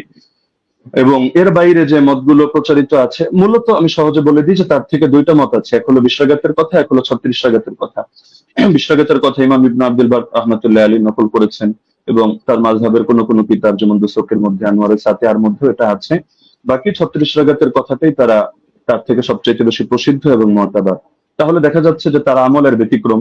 এটা বিদায়াতুল মুস্তাহিদ 1 নম্বর খণ্ড 214 নম্বর পৃষ্ঠা উদাহরণ হিসেবে দেখা যেতে পারে। আরো প্রচুর রেফারেন্স আছে, প্রয়োজন হলে আমরা দেব। আচ্ছা, দ্বিতীয়ত হলো সাইদ বিন ইয়াজিদের আমল যে খেলাফ, এটা হলো বাইহাকি মারিফাতুস সুনান ওয়াল আসার কিতাবে 4th খণ্ড 42 নম্বর পৃষ্ঠা 5409 নম্বর রিওয়ায়াতে আছে।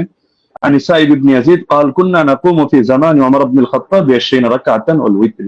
আমরা ওমরের জামানায় 20 রাকাত তারাবি পড়তাম এবং আমরা বেতন নামাজ আদায় করতাম। তাহলে দেখা যাচ্ছে তার আমলও এর খেলাফ। একইভাবে যাকে আদেশ করলেন সে উবাই বিন কাবের আমলও ছিল এর খেলাফ। এটা আল হাদিসুল মুখতারা জিয়া মাকদিসির গ্রন্থ 1161 নম্বর রিওয়ায়াত, সেখানে স্পষ্ট আছে আন উবাই ইবনে কাব আন্না উমারা আমারা উবাইয়ান আন ইউসাল্লিয়া বিন নাস ফি রমাদান। এই হাদিসের শেষে গিয়ে স্পষ্ট আছে ফাসাল্লা বিহিম 20 রাকাতান, তিনি মানুষদেরকে নিয়ে 20 রাকাত নামাজ আদায় করলেন। তাহলে এটা তো সম্ভব না, খলিফা তাকে আদেশ দিবে একটা আর তিনি খলিফার আদেশ লঙ্ঘন করে করবেন আরেকটা। তার মানে খলিফার আদেশই ছিল 20 রাকাত। তবে এটা মোহাম্মদ বিন ইউসুফ বলতে গিয়ে একাধিক জায়গায় এক এক রকম বলেছেন, এক জায়গায় তার থেকে কখনো 11 রাকাতের কথা এসেছে। আচ্ছা, মুসান্নাফে আব্দুর রাজ্জাক গ্রন্থের মধ্যে উবাই বিন কাবের এই রিওয়ায়াত আছে 7730 নম্বর হাদিস। সেখানেও দেখা যাচ্ছে যে আন্না উমর জামা الناس في رمضان على ابي بن كعب وعلى تميم الداري على 21 রাকাতান। ওমর রাদিয়াল্লাহু আনহু উবাই বিন কাব এবং তামিম দারিকে মানুষকে নামাজ পড়ানোর দায়িত্ব দিয়েছেন 11 রাকাত 21 রাকাত। তাহলে এখানেও দেখা যাচ্ছে যে দাবিগুলো মিলছে না। তো এই জিনিসটা ব্রাদার রাহুল মানুক বা না মানুক ইমাম ইবনে তাইমিয়া রাহিমাহুল্লাহ মেনে নিয়েছেন। ثبت أن أبي بن كعب كان يقوم بالناس 20 ركعة في قيام رمضان ويوتر بثلاث। এটা প্রমাণিত যে উবাই বিন কাব রাদিয়াল্লাহু আনহু তিনি মানুষদেরকে নিয়ে রমাদানুল মুবারকের তারাবিতে 20 রাকাত নামাজ পড়তেন এবং 3 রাকাত বেতের আদায় করতেন। তাহলে ইমাম ইবনে তাইমিয়া রাহিমাহুল্লাহর বক্তব্য দ্বারা স্পষ্ট হয়ে যাচ্ছে। তো একটা মূলনীতি হলো, যদি বর্ণনাকারীর আমল তার বর্ণনার খেলাফ হয় তাহলে এর দ্বারা বোঝা যায় যে বর্ণনাটি আসলে এতে দুর্বলতা রয়ে গিয়েছে। আমালুর রাওয়ি আও ফাতওয়াহু বিখিলাফিল হাদিস আল্লাযী রাওয়াহু ইসকিতুল ইহতিজাজ বিল হাদিস। এটা আমরা যেহেতু সময় কম, আমরা শুধু রেফারেন্স গুলো দিয়ে দিচ্ছি, আপনারা ক্রস চেক দিয়ে নিতে পারেন। কাশফুল আসরার 3 নম্বর খণ্ড 63 পৃষ্ঠা, উসুলুস সারাফসি 2 নম্বর খণ্ড 5 নম্বর পৃষ্ঠা, আল কাফি 3 নম্বর খণ্ড 1354 পৃষ্ঠা, আল ফুসুল ফিল উসুল 3 নম্বর খণ্ড 203 নম্বর পৃষ্ঠা, আত তাকরীর ওয়া তাহদীব 2 নম্বর খণ্ড 266 পৃষ্ঠা, আত তাওবীহ 2 নম্বর খণ্ড 25 নম্বর পৃষ্ঠা, ফাওয়াতিহুর রাহমুদ 2 163, কাওয়াইদ ফি উলুমিল হাদিস 202 নম্বর পৃষ্ঠা, শারহুল মানাব 661, আল বাহরুল মুহিত 3 নম্বর খণ্ড 246 পৃষ্ঠা, আল ইহকাম বিল আমিদি 2 নম্বর খণ্ড 165 নম্বর পৃষ্ঠা। এমনকি গায়রে মুকাল্লিদ আলেম শেখ ইব্রাহিম শিয়ালকোটি রাহিমাহুল্লাহ তিনিও এটা স্পষ্ট স্বীকার করেছেন ইনারাতুল মাসাবি গ্রন্থে, যেটা তারাবি শীর্ষক 29 নম্বর পৃষ্ঠায়। अगर रावी का अमल उसकी रिवायत के खिलाफ हो तो उसकी रिवायत काबिल अमल ना होगी। स्पष्ट কথা। 3 নম্বর পয়েন্ট হলো 20 রাকাত তারাবির বিষয়টা তো উম্মতের তাআমুল, উম্মতের ঐকমত্যের দ্বারা প্রমাণিত। সুতরাং যদি আমরা তর্কের খাতিরে, এটা তো আমরা দেখালাম যে আসলে ওনার মতনের সমস্যার কারণে ওনার হাদিসটা যতই মুয়াত্তা মালিক বলুক আর যে কিতাবের নামই বলুক, কিন্তু মুয়াত্তা মালিক হওয়ার মানে তো এটা না যে প্রতিটা হাদিসের কোনো জায়গায় কোনো ধরনের কোনো অসঙ্গতি নেই, কোথাও কোনো মতনের মধ্যে ইস্তেরাব নেই, এমন কথা কেউ দাবি করার সুযোগও নেই। তো যদি কেউ দাবি করেও থাকে যে তিনি একসময় 11 রাকাত আদেশ করেছিলেন তর্কের খাতিরে মানলেও, তাহলে ইমামরা ব্যাখ্যা দিয়ে গিয়েছেন। যেমন ইমাম ইবনে আব্দুল বার মালিক রাহমাতুল্লাহ আলাইহি ব্যাখ্যা দিয়েছেন যে এটা মানসুখ। শুরুতে হয়তো তিনি 11 রাকাতের দিয়েছিলেন, এরপর তিনি 21 রাকাতের কথা বলেছেন।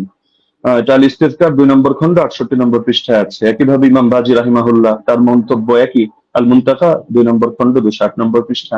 ইমাম আদাউই, ইমাম ইবনে হাবিব তারাও বলে গিয়েছেন, যেটা হাশিয়াতুল আদাউই আলা কিফায়াতুত তালিব 1 নম্বর খণ্ড 353 নম্বর পৃষ্ঠার মধ্যে বিদ্যমান আছে।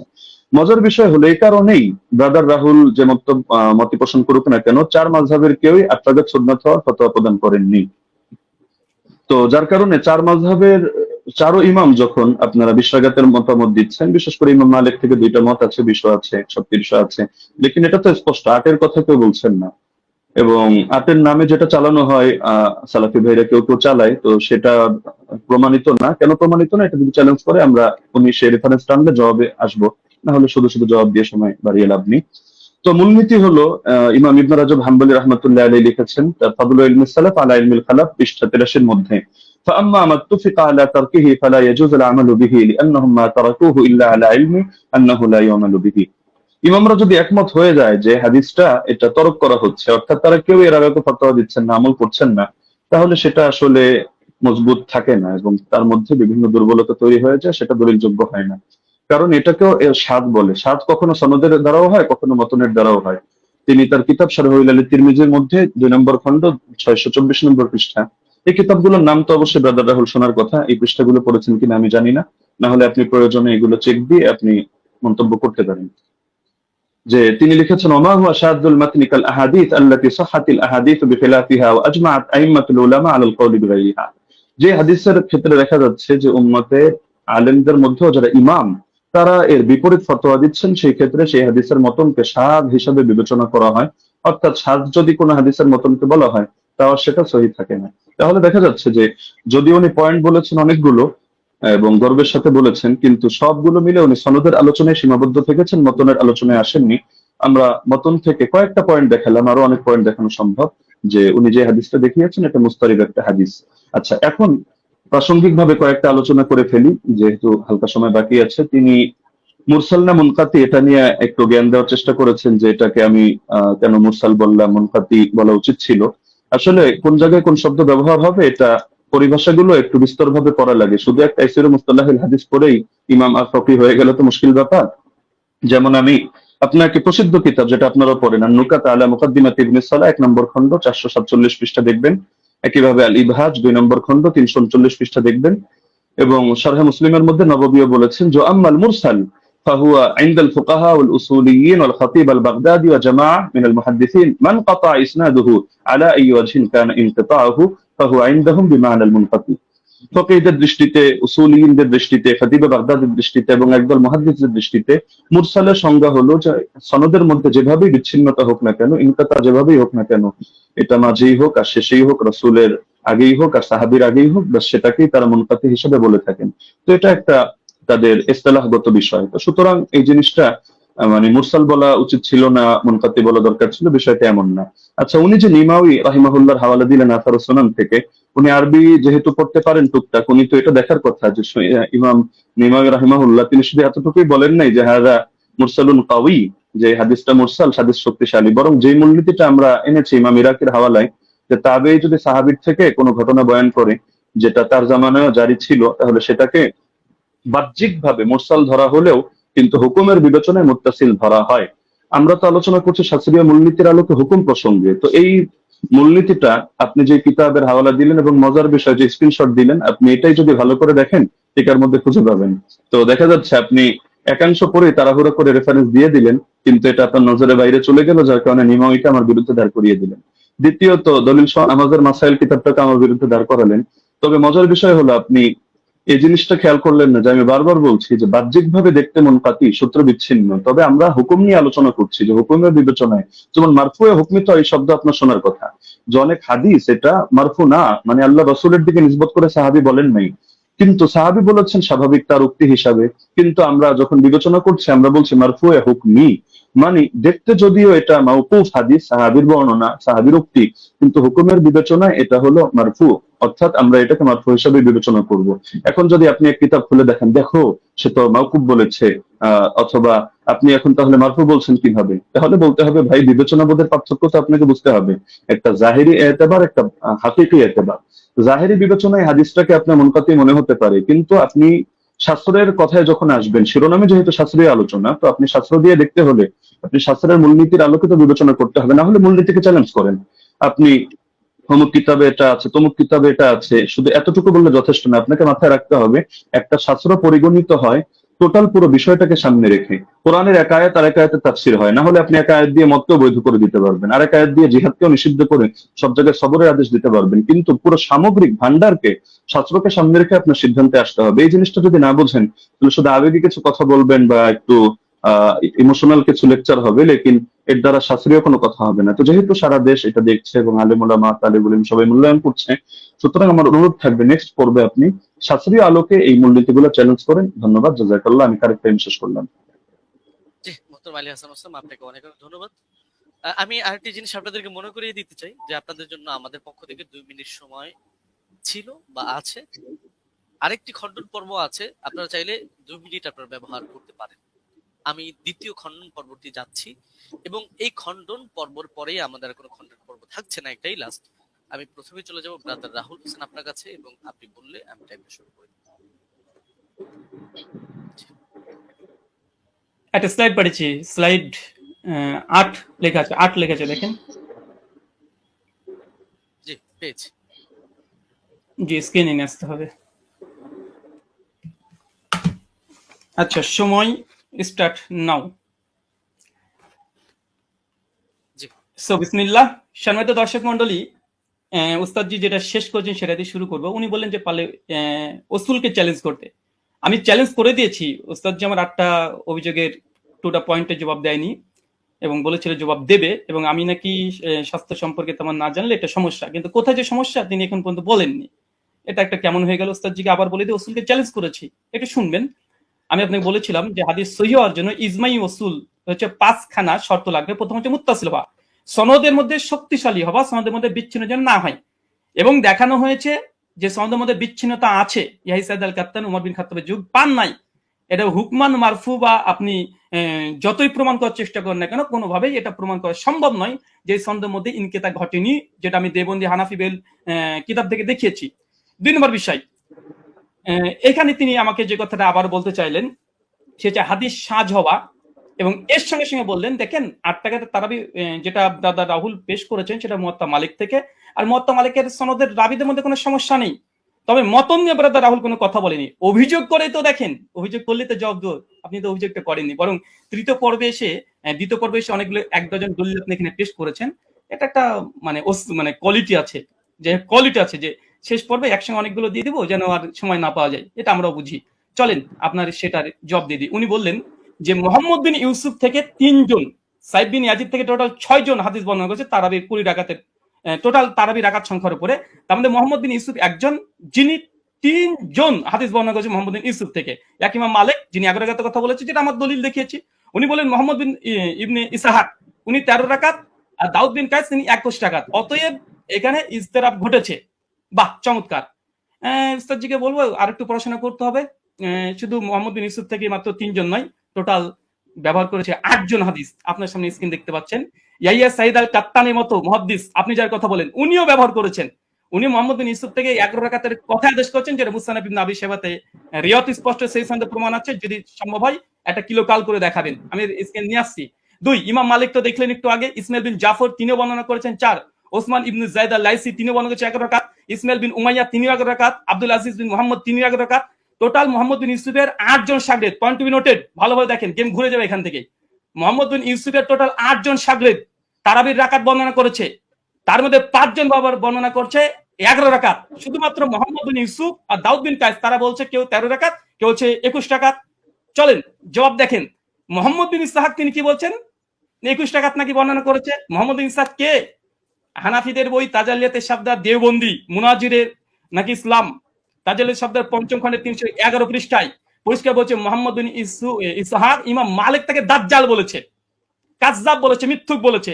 হানাফিদের নিকটে মোহাম্মদ বিন ইসহাক তিনি কাযযাব, মিথ্যুক, মানে তাদের উসুল দিয়ে হাদিস জাল পর্যন্ত বলা যায়। কেন সনদের মধ্যে এই মোহাম্মদ বিন ইসহাক যিনি আছেন ইনি কাযযাব, যিনি 21 টাকা বর্ণনা করেছে মোহাম্মদ বিন ইউসুফ থেকে। তাই মোহাম্মদ বিন ইউসুফের 5 জন শাগরেদ বলছে 11 রাকাত, আর একজন কাযযাব রাবি দেওবন্দীদের দাবি অনুযায়ী তিনি বলছেন যে না 13 রাকাত। অতএব এই হাদিস সহিহ নয়, এটা হানাফিদের উসুল দ্বারা প্রমাণিত। চলেন এটা যদি সন্তুষ্ট না হয়, দলিল সহ নামাজের মাসাইল 144 নম্বর পৃষ্ঠাতে মাওলানা আব্দুল মতিন সাহেব তিনিও এখানে এই 21 টাকাতে বর্ণনাকারী যিনি আছেন তার নাম মোহাম্মদ ইবনে ইসহাককে জয়ীফ এবং দুর্বল বলছে। স্ক্রিন আপনার সামনে লক্ষ্য করেন। 3 নাম্বার, জাস্টিস তাকি উসমানী এটা উসুল দিয়েছে, আলহামদুলিল্লাহ উসুল দিয়েছে। উসুলকে চ্যালেঞ্জ করেন, তাকি উসমানী রসুলকে চ্যালেঞ্জ করেন। কি বলছে দেখেন, দার্সে তিনি 2 খণ্ডে 93 পৃষ্ঠা তিনি বলছেন মোহাম্মদ ইবনে ইসহাক রাহিমাহুল্লাহ মাকহুলের ছাত্র, তার সম্পর্কে পেছনে বলা হয়েছে যে তার একক বর্ণনা সন্দেহযুক্ত। তার মানে মোহাম্মদ বিন ইউসুফ যদি একাকী কোনো রিয়াত বর্ণনা করে সেটা সন্দেহযুক্ত। আর তাজালিয়াতে শাবদারে বলছে মোহাম্মদ বিন ইসহাক হচ্ছে কাযযাব, যিনি 21 টাকাতে বর্ণনা করেছে। তাই ইমাম মালিক যে 11 রাকাতে বর্ণনা করেছে এটাই সহিহ, বরং মোহাম্মদ বিন ইসহাকের 13 রাকাতে বর্ণনা এটাই সহিহ। কোথা থেকে কি দিয়ে দিয়েছে চলেন এরপর কি বলছেন। দাউদ বিন কায়েসের হাদিস দিয়ে তিনি ইজতিরাবের দাবি করেছে। ওই উস্তাদজিকে আমি প্রথম পর্বে চ্যালেঞ্জ করেছিলাম যে ইজতিরাবের সংজ্ঞা কি পেশ করবেন, আর সেই সংজ্ঞাকে সামনে রেখে এই হাদিসকে আপনাকে ইজতিরাব দাবি করতে হবে। কারণ ইজতিরাবের একটা সংজ্ঞার মধ্যে এটাও পড়ে যে দুটো হাদিস সেম সমপরিমাণের সহিহ হতে হবে, চেন অফ ন্যারেশন। মুয়াত্তা মালিকের যে গোল্ডেন চেন সিলসিলাতুল জাহাব একটা দলিল পেশ করেন, আলহামদুলিল্লাহ এখন মতো আসবে না। আমার তো উস্তাদজি প্রথম থেকে তিনি মুনকাতে হাদিস জয়ীফ মুনকাতে দলিল পেশ করছে, একটা মুত্তাসিল পারছেন না। মুয়াত্তা মালিকের মতো একটা দলিল দিতে পারছেন না উস্তাদজি। 15-30 মিনিট শেষ হয়ে গেল, মাত্র 15টা মিনিট আছে। একটা মুয়াত্তা মালিকের মতো গোল্ডেন চেন বারবার এই মুনকাতে সনদ দিয়ে দিচ্ছেন। চলেন তারপর দেখেন দাউদ বিন কায়েসের, এখানে বলছে কি যে দাউদ বিন কায়েসের ইহদা শিরিন, যে এখানে 21 টাকাতে বর্ণনা আছে। হ্যাঁ আছে, দাউদ বিন কায়েসের এই হাদিস শুধু দাউদ বিন কায়েস একা এক জায়গায় বর্ণনা করেনি, এবং দাউদ বিন কায়েস এই হাদিস আরেকজন শাগরেদ, দেখেন একই সনদ, এর যে ইমাম ফারাবির কিতাবুস সিয়াম 175 নম্বর হাদিস, এই 175 নম্বর হাদিসে ওমর বিন খাত্তাব তারাবি জামাত করেছে, এখানে রাকাতের সংখ্যা উল্লেখ নেই। আর এইখানে দেখেন মুসান্নাফ আব্দুর রাজ্জাক উসমান সাহেব যে দলিল পেশ করেছে 21 রাকাতের, এই 21 টাকা যদি হয়েও যায়, এখানে ওমর যে আদেশ করেছে দাউদ বিন কায়েসের বর্ণনাতে নেই। কিসের ইস্তেরাব? দাউদ বিন কায়েসের রিওয়াতে এখানে যে আদেশ করেছে, নির্দেশ দিয়েছে ওমর নাই। ওমরের জামানায় পড়তো, কে পড়তো, কারা পড়তো, কে আদেশ করেছে, ওমর কি তাকে নির্দেশ করেছে? কিচ্ছু নাই। তাই ইস্তেরাব হওয়ার জন্য মতনের মোটামুটি সরাসরি কন্ট্রাডিকশন থাকতে হয়, সরাসরি কন্ট্রাডিকশন থাকতে হয়, অথবা দুটো মতন এমন সনদ এমন শক্তিশালী পর্যায়ের যেগুলো তাকবির দেওয়া সম্ভব নয়। এখানে 21 টাকাতে যে দাউদ বিন কায়েসের দুইজন এক জায়গাতে তিনি বর্ণনা করছেন, কোন রাকাত সংখ্যা তিনি বর্ণনা করছেন না। তাই এই দাউদ বিন কায়েসের 21 টাকাতে হাদিস দিয়ে তারপর যদি ধরে নি ফর সেক অফ আর্গুমেন্ট, দাউদ বিন কায়েসের হাদিসে ওমর আদেশ দিয়েছেন নাই, তাই এই হাদিসকে সামনে রেখে মুয়াত্তা মালিকের হাদিসকে ইস্তেরাব দাবি করা, এটা বেলপাক লেখাকের কি।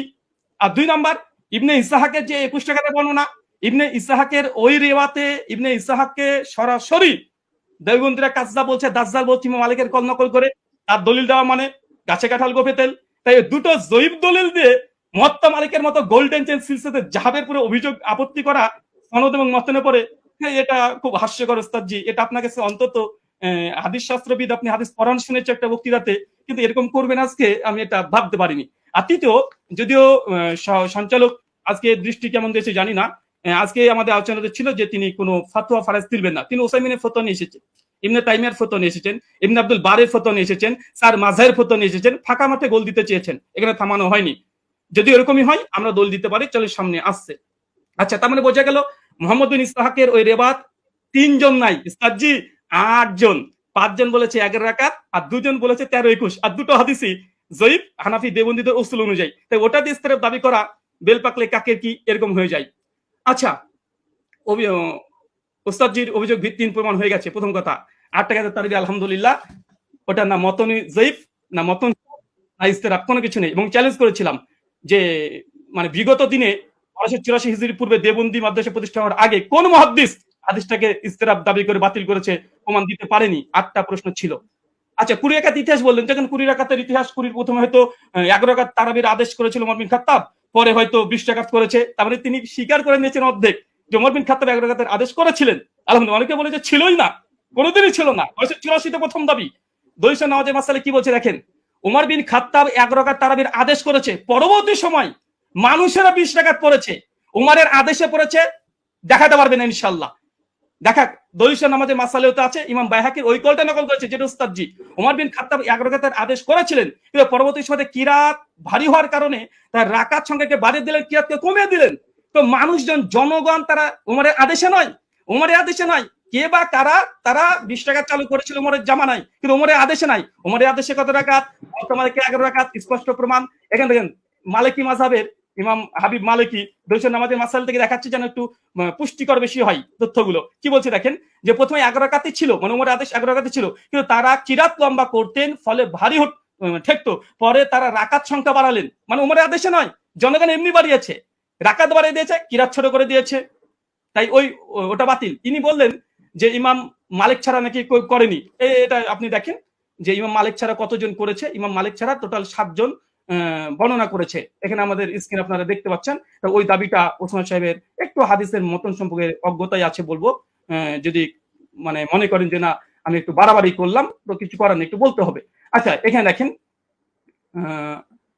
আচ্ছা, ইমাম মালিক 11 রাকাত গ্রহণ করেনি, এটা খুব জোর দিয়েছে, যদি আজকে বিষয়ের সঙ্গে সম্পৃক্ত না। আজকের বিষয় ওমর কত রাকাত তারাবির আদেশ করেছে, ওস্তাদজি মুনকাতে দলিল দিয়েছে, মুত্তাসিল দিতে পারেন আলহামদুলিল্লাহ।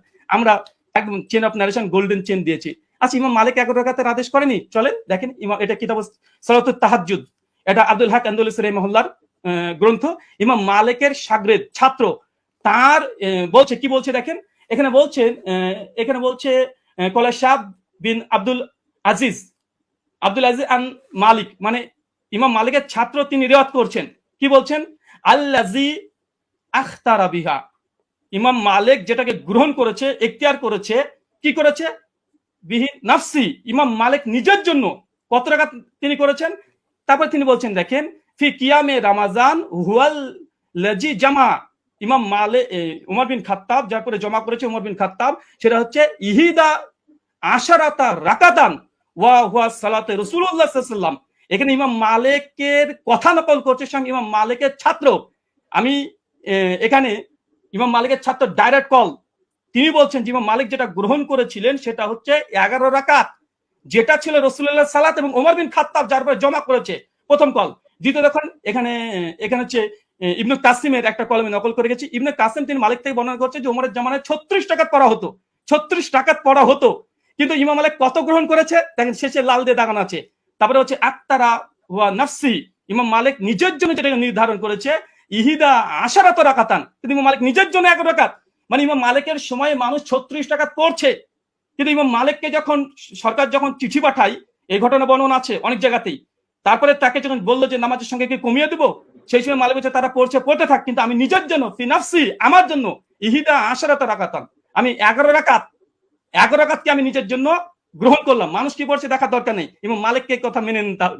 আচ্ছা, এরপরে দেখেন, আচ্ছা বদরুদ্দিন আইনি হানাফি তিনিও উমদাতুল কারি শারহ সহিহ বুখারীতে 102 নম্বরে তিনি এই কথা স্বীকার করে নিয়েছেন যে ইমাম মালিক তিনি তার নিজের জন্য 11 রাকাতকে তিনি পছন্দ করেছিলেন, তার জামানায় কে কত পড়েছিল দেখার দরকার নেই, কারণ আমাদের আজকের আলোচ্য বিষয় এটা নাই যে কার জামানায় কত রাকাত পড়েছে, যদি ওটা নিয়ে ডিবেট করতে হয় আসেন পরে একটা সেশন রাখেন, অন্যদিন একটা সময় দেন, আবার আসবো, এটাও প্রমাণ করবেন ইনশাআল্লাহ ওমর বিন খাত্তাব জামানাতে 8 রাকাত তারাবি হতো। আজকের আলোচ্য বিষয় ওসমান সাহেব ভুলে গেলে হবে না, ওমর বিন খাত্তাব কত রাকাত তারাবির আদেশ করেছেন, ওমরের জামানায় কে বা কারা কত পড়তো, কোন ইমাম কত রাকাতের ফতোয়া দিয়েছে, কে কি বলেছে, এটা নয়, হাদিস শাস্ত্রের আলোকে ওমর বিন খাত্তাব কত রাকাত আদেশ করেছে। মুওয়াত্তা মালিকের স্পষ্ট হাদিস 11 রাকাত, আপনি ইস্তেরাবের দাবি করেছিলেন, দুমড়ে মুচড়ে গেছে আলহামদুলিল্লাহ, বরং আপনি যে দলিল দিয়েছেন সবগুলো মুনকাতে হাদিসে পেশ করেছেন, এবং আপনাকে যে চ্যালেঞ্জগুলো করা হয়েছিল, আপনাকে যে চ্যালেঞ্জগুলো করেছিলাম সেই চ্যালেঞ্জের জবাব এখন পর্যন্ত আসেনি, যে ইয়াহিয়া সাইলাল কাত্তানের যে বর্ণনা পেশ করেছেন কাকে আদেশ করেছে হাদিস উল্লেখ নাই। মুওয়াত্তা মালিকের হাদিস দেখেন, দুটো হাদিসকে সম্মানিত দর্শক মণ্ডলী মাইন্ড ফুলে রাখেন, ফ্রেশ রাখেন, এক গ্লাস পানি খান, তারপর আলোচনা শোনেন। উনি উমারের 20 রাকাত তারাবির আদেশ যে দলিল দিয়েছে মুনকাতে সনদ বিচ্ছিন্নতা আছে, কাকে উমার আদেশ দিয়েছে সে কথা হাদিসের মধ্যে উল্লেখ নেই। আচ্ছা, আর উমর বিন খাত্তাব মুওয়াত্তা মালিকের সবকিছু মজুদ আছে আলহামদুলিল্লাহ, তারপরেও দেখেন কোন হাদিসটা বেশি মজবুত এবং কোনটা শক্তিশালী, কোনটা, চলেন। আচ্ছা, উনি বলছেন অধিকাংশ ওলামারা তো ইমাম তিরমিজি নকল করলেন যে অধিকাংশ আহলে ইলম তারা কত রাকাত পড়েছে, তারা 20 রাকাতের কথা বলেছে। দেখেন ইমাম তাবারি কথা নিয়ে নেন, তাহলে ইমাম তিরমিজির পাল্টা জবাব তাবারি কল দিয়ে তিনি কি বলছেন, তিনি পরিষ্কার বলছে, ইমাম তাবারি কথা আছে কাসরি মিনাল আহলিল ইলম, অধিকাংশ ওলামারা আহলে ইলমরা, মূর্খরা নয়, আহলে ইলমরা কি করেছে, ইহিদা আশরাতা রাকা, তারা 11 রাকাতকে পছন্দ করেছে, 11 রাকাতকে, এটা ইমাম কুরতুবীর কল মজুদ আছে। তো এরকম ফতোয়া যদি দিতে চাই এবং আপনিও দিবেন আমিও দিব, আজকের টপিক এটা নয় যে কোন হুজুরে কত ফতোয়া দিয়েছে, জনগণ কত পড়তো, লোকজন কত পড়তো, আজকের আলোচ্য উমর কত রাকাতের আদেশ করেছে। চলেন, এখানে তিনি কয়েকটা দলিল এখানে 20 রাকাতের আবার দেওয়ার চেষ্টা করেছে, আমরা সেখানে দেখাবো, বরং আমি বলবো আচ্ছা 20 রাকাতে তিনি হাদিস, আরো তিনি ঝরঝর করে 6খানা হাদিস দিয়ে ফেলেছেন, আমাদের 4টেই মুরসাল। আমি সনদ দেখেন, পুরো হানাফিকে স্ক্রিনের মধ্যে রেখে দিয়েছে এখন এই মুহূর্তে। সাইদ বিন ইয়াজিদ থেকে আবু জুয়াবের হাদিস যায়িফ, চলেন এক ঝলক দেখে দেবো শুধু, কারণ এখানে আসলামি আছে, ইব্রাহিম বিন মুহাম্মদ বিন আবি ইয়াহিয়া আসলামি, তিনি পঞ্চম স্তরের মুদাল্লিস রাবি, এবং জেব বলেছে এ রাবিকে স্বয়ং ইয়াহ্যা ইবনে মাইন হানাফি বলে দাবি করা হয়, তিনি স্বয়ং তাকে কাযযাব বলেছেন, লাইসা বিসিকাতিন, তিনি সিকা নয়, কাযযাব, তিনি মিথ্যুক রাবি দলিল দিয়েছে, মুস্তাজি হতাশ হয়েছি আলাইহিস সালাম সাহেব। 2 নাম্বার আবুল আলিয়ার যে বর্ণনা পেশ করেছে, আবুল আলিয়ার বর্ণনা আবু জাফর রাজি জেব রাবি কে বলেছে, দেখেন এখানে নাজমুর রায়াত হাফিজ জাইলি কি বলছে, আবু জাফর মুতাকাল্লিম ফি, তিনি বিতর্কিত রাবি, কলা আলী ইবনুল মাদিনী, তিনি অনেক মানে ইস্তেরাব করতেন, কলা আহমেদ লাইসাবি কয়িন, ইমাম আহমেদ বিন হাম্বল বলছে এই আবু জাফর রাজি ইনি হচ্ছেন শক্তিশালী নয়, বলে আবু জুরা আর রাজি ইয়াহুম কাসিরা অধিকাংশ ভুল করতেন, হাফেজ জাইলাই হানাফি তিনি বলছেন আবুল আলিয়ার হাদিসের যে রাবি আবু জাফর ইনি জয়ীফ রাবি মুতাকাল্লিম ফি, বিতর্কিত রাবি দলিল দিচ্ছেন মুয়াত্তা মালিকের সামনে। অবাক অবাক। দেখেন ইমাম আহমেদ বলছেন মুস্তারিবুল হাদিস আবু জাফর রাজিকে পঞ্চম। আচ্ছা, এবং তিনি ইয়াজিদ বিন রোমানের হাদিসটাকে তিনি আবার পেশ করলেন মতন পরপর তিনটা হাদিসকে ইরসাল বলছে। এক পৃষ্ঠাতে হানাফিদের তিনটা হাদিস জয়ীফ, আর এটা আসর সুনানে স্পষ্ট এখানে লিখে দেওয়া হয়েছে। আচ্ছা, এখানে চতুর্থ বিষয় দেখেন, উনি বারবার ইয়াহিয়া সাইদ আনসারী হাদিসটাকে উনি বলছেন যে এটা যদিও মুরসাল উমরের জামানায় পায়নি। আমি এখানে 2 মিনিট নেব, যেটা পাওয়ার কথা। জি অবশ্যই, আপনি 2 মিনিট নেবেন। জি আচ্ছা, উস্তাদ জি শুনেন এবং শ্রোতা মণ্ডলী শুনেন, উনি যে দলিলটাকে মজবুত দলিল বানিয়েছেন যে ইয়াহিয়া বিন সাইদ আল আনসারীর এই হাদিস দেখেন। ইমাম হাজম রাহিমাহুল্লাহ তিনি বলছেন যে ইয়াহিয়া সাইদ আল আনসারী তিনি মৃত্যুবরণ করেছে ওমর বিন খাত্তাবের 25 বছর পরে। উস্তাদ জি কি দিয়ে মানুষকে মানে এইভাবে যদি রিজাল্ট শাস্ত্র নিয়ে যদি আলোচনা করতে আছেন, মানুষ তো হতাশ হয়ে বাড়িতে ফিরবে। যে এমন একজন হাদিস বর্ণনা করলেন যে ওমর বিন খাত্তাবের জামানায় পেল না, এখন তো এটা প্রমাণই করতে পারলেন না, সনদে মুত্তাসিল এখন পর্যন্ত প্রমাণ করতে পারলেন না, এটা আপনার জন্য আমি এবং উনি বলেন যে ওসুলকে নাকি চ্যালেঞ্জ করিনি, ওসুলকে চ্যালেঞ্জ করেছি। 2-4টে মুস্তালাহুল হাদিস মানে এই গোটা আলোচনার সারমর্ম এটাই হয়ে যাচ্ছে যে এখন মুরসাল হাদিস দলিল কি দলিল না, মুরসাল হাদিস দলিল কি দলিল না। আরে যদি তর্কের খাতে ধরে নি মুরসাল হাদিস দলিল, মুয়াত্তা মালিকের মতো গোল্ডেন চেনের সঙ্গে টেক্কা দিতে পারে? ধরেও নি ফর সেক অফ আর্গুমেন্ট, কোথায় কি আর কোথায় কি, যে ধরেও নি।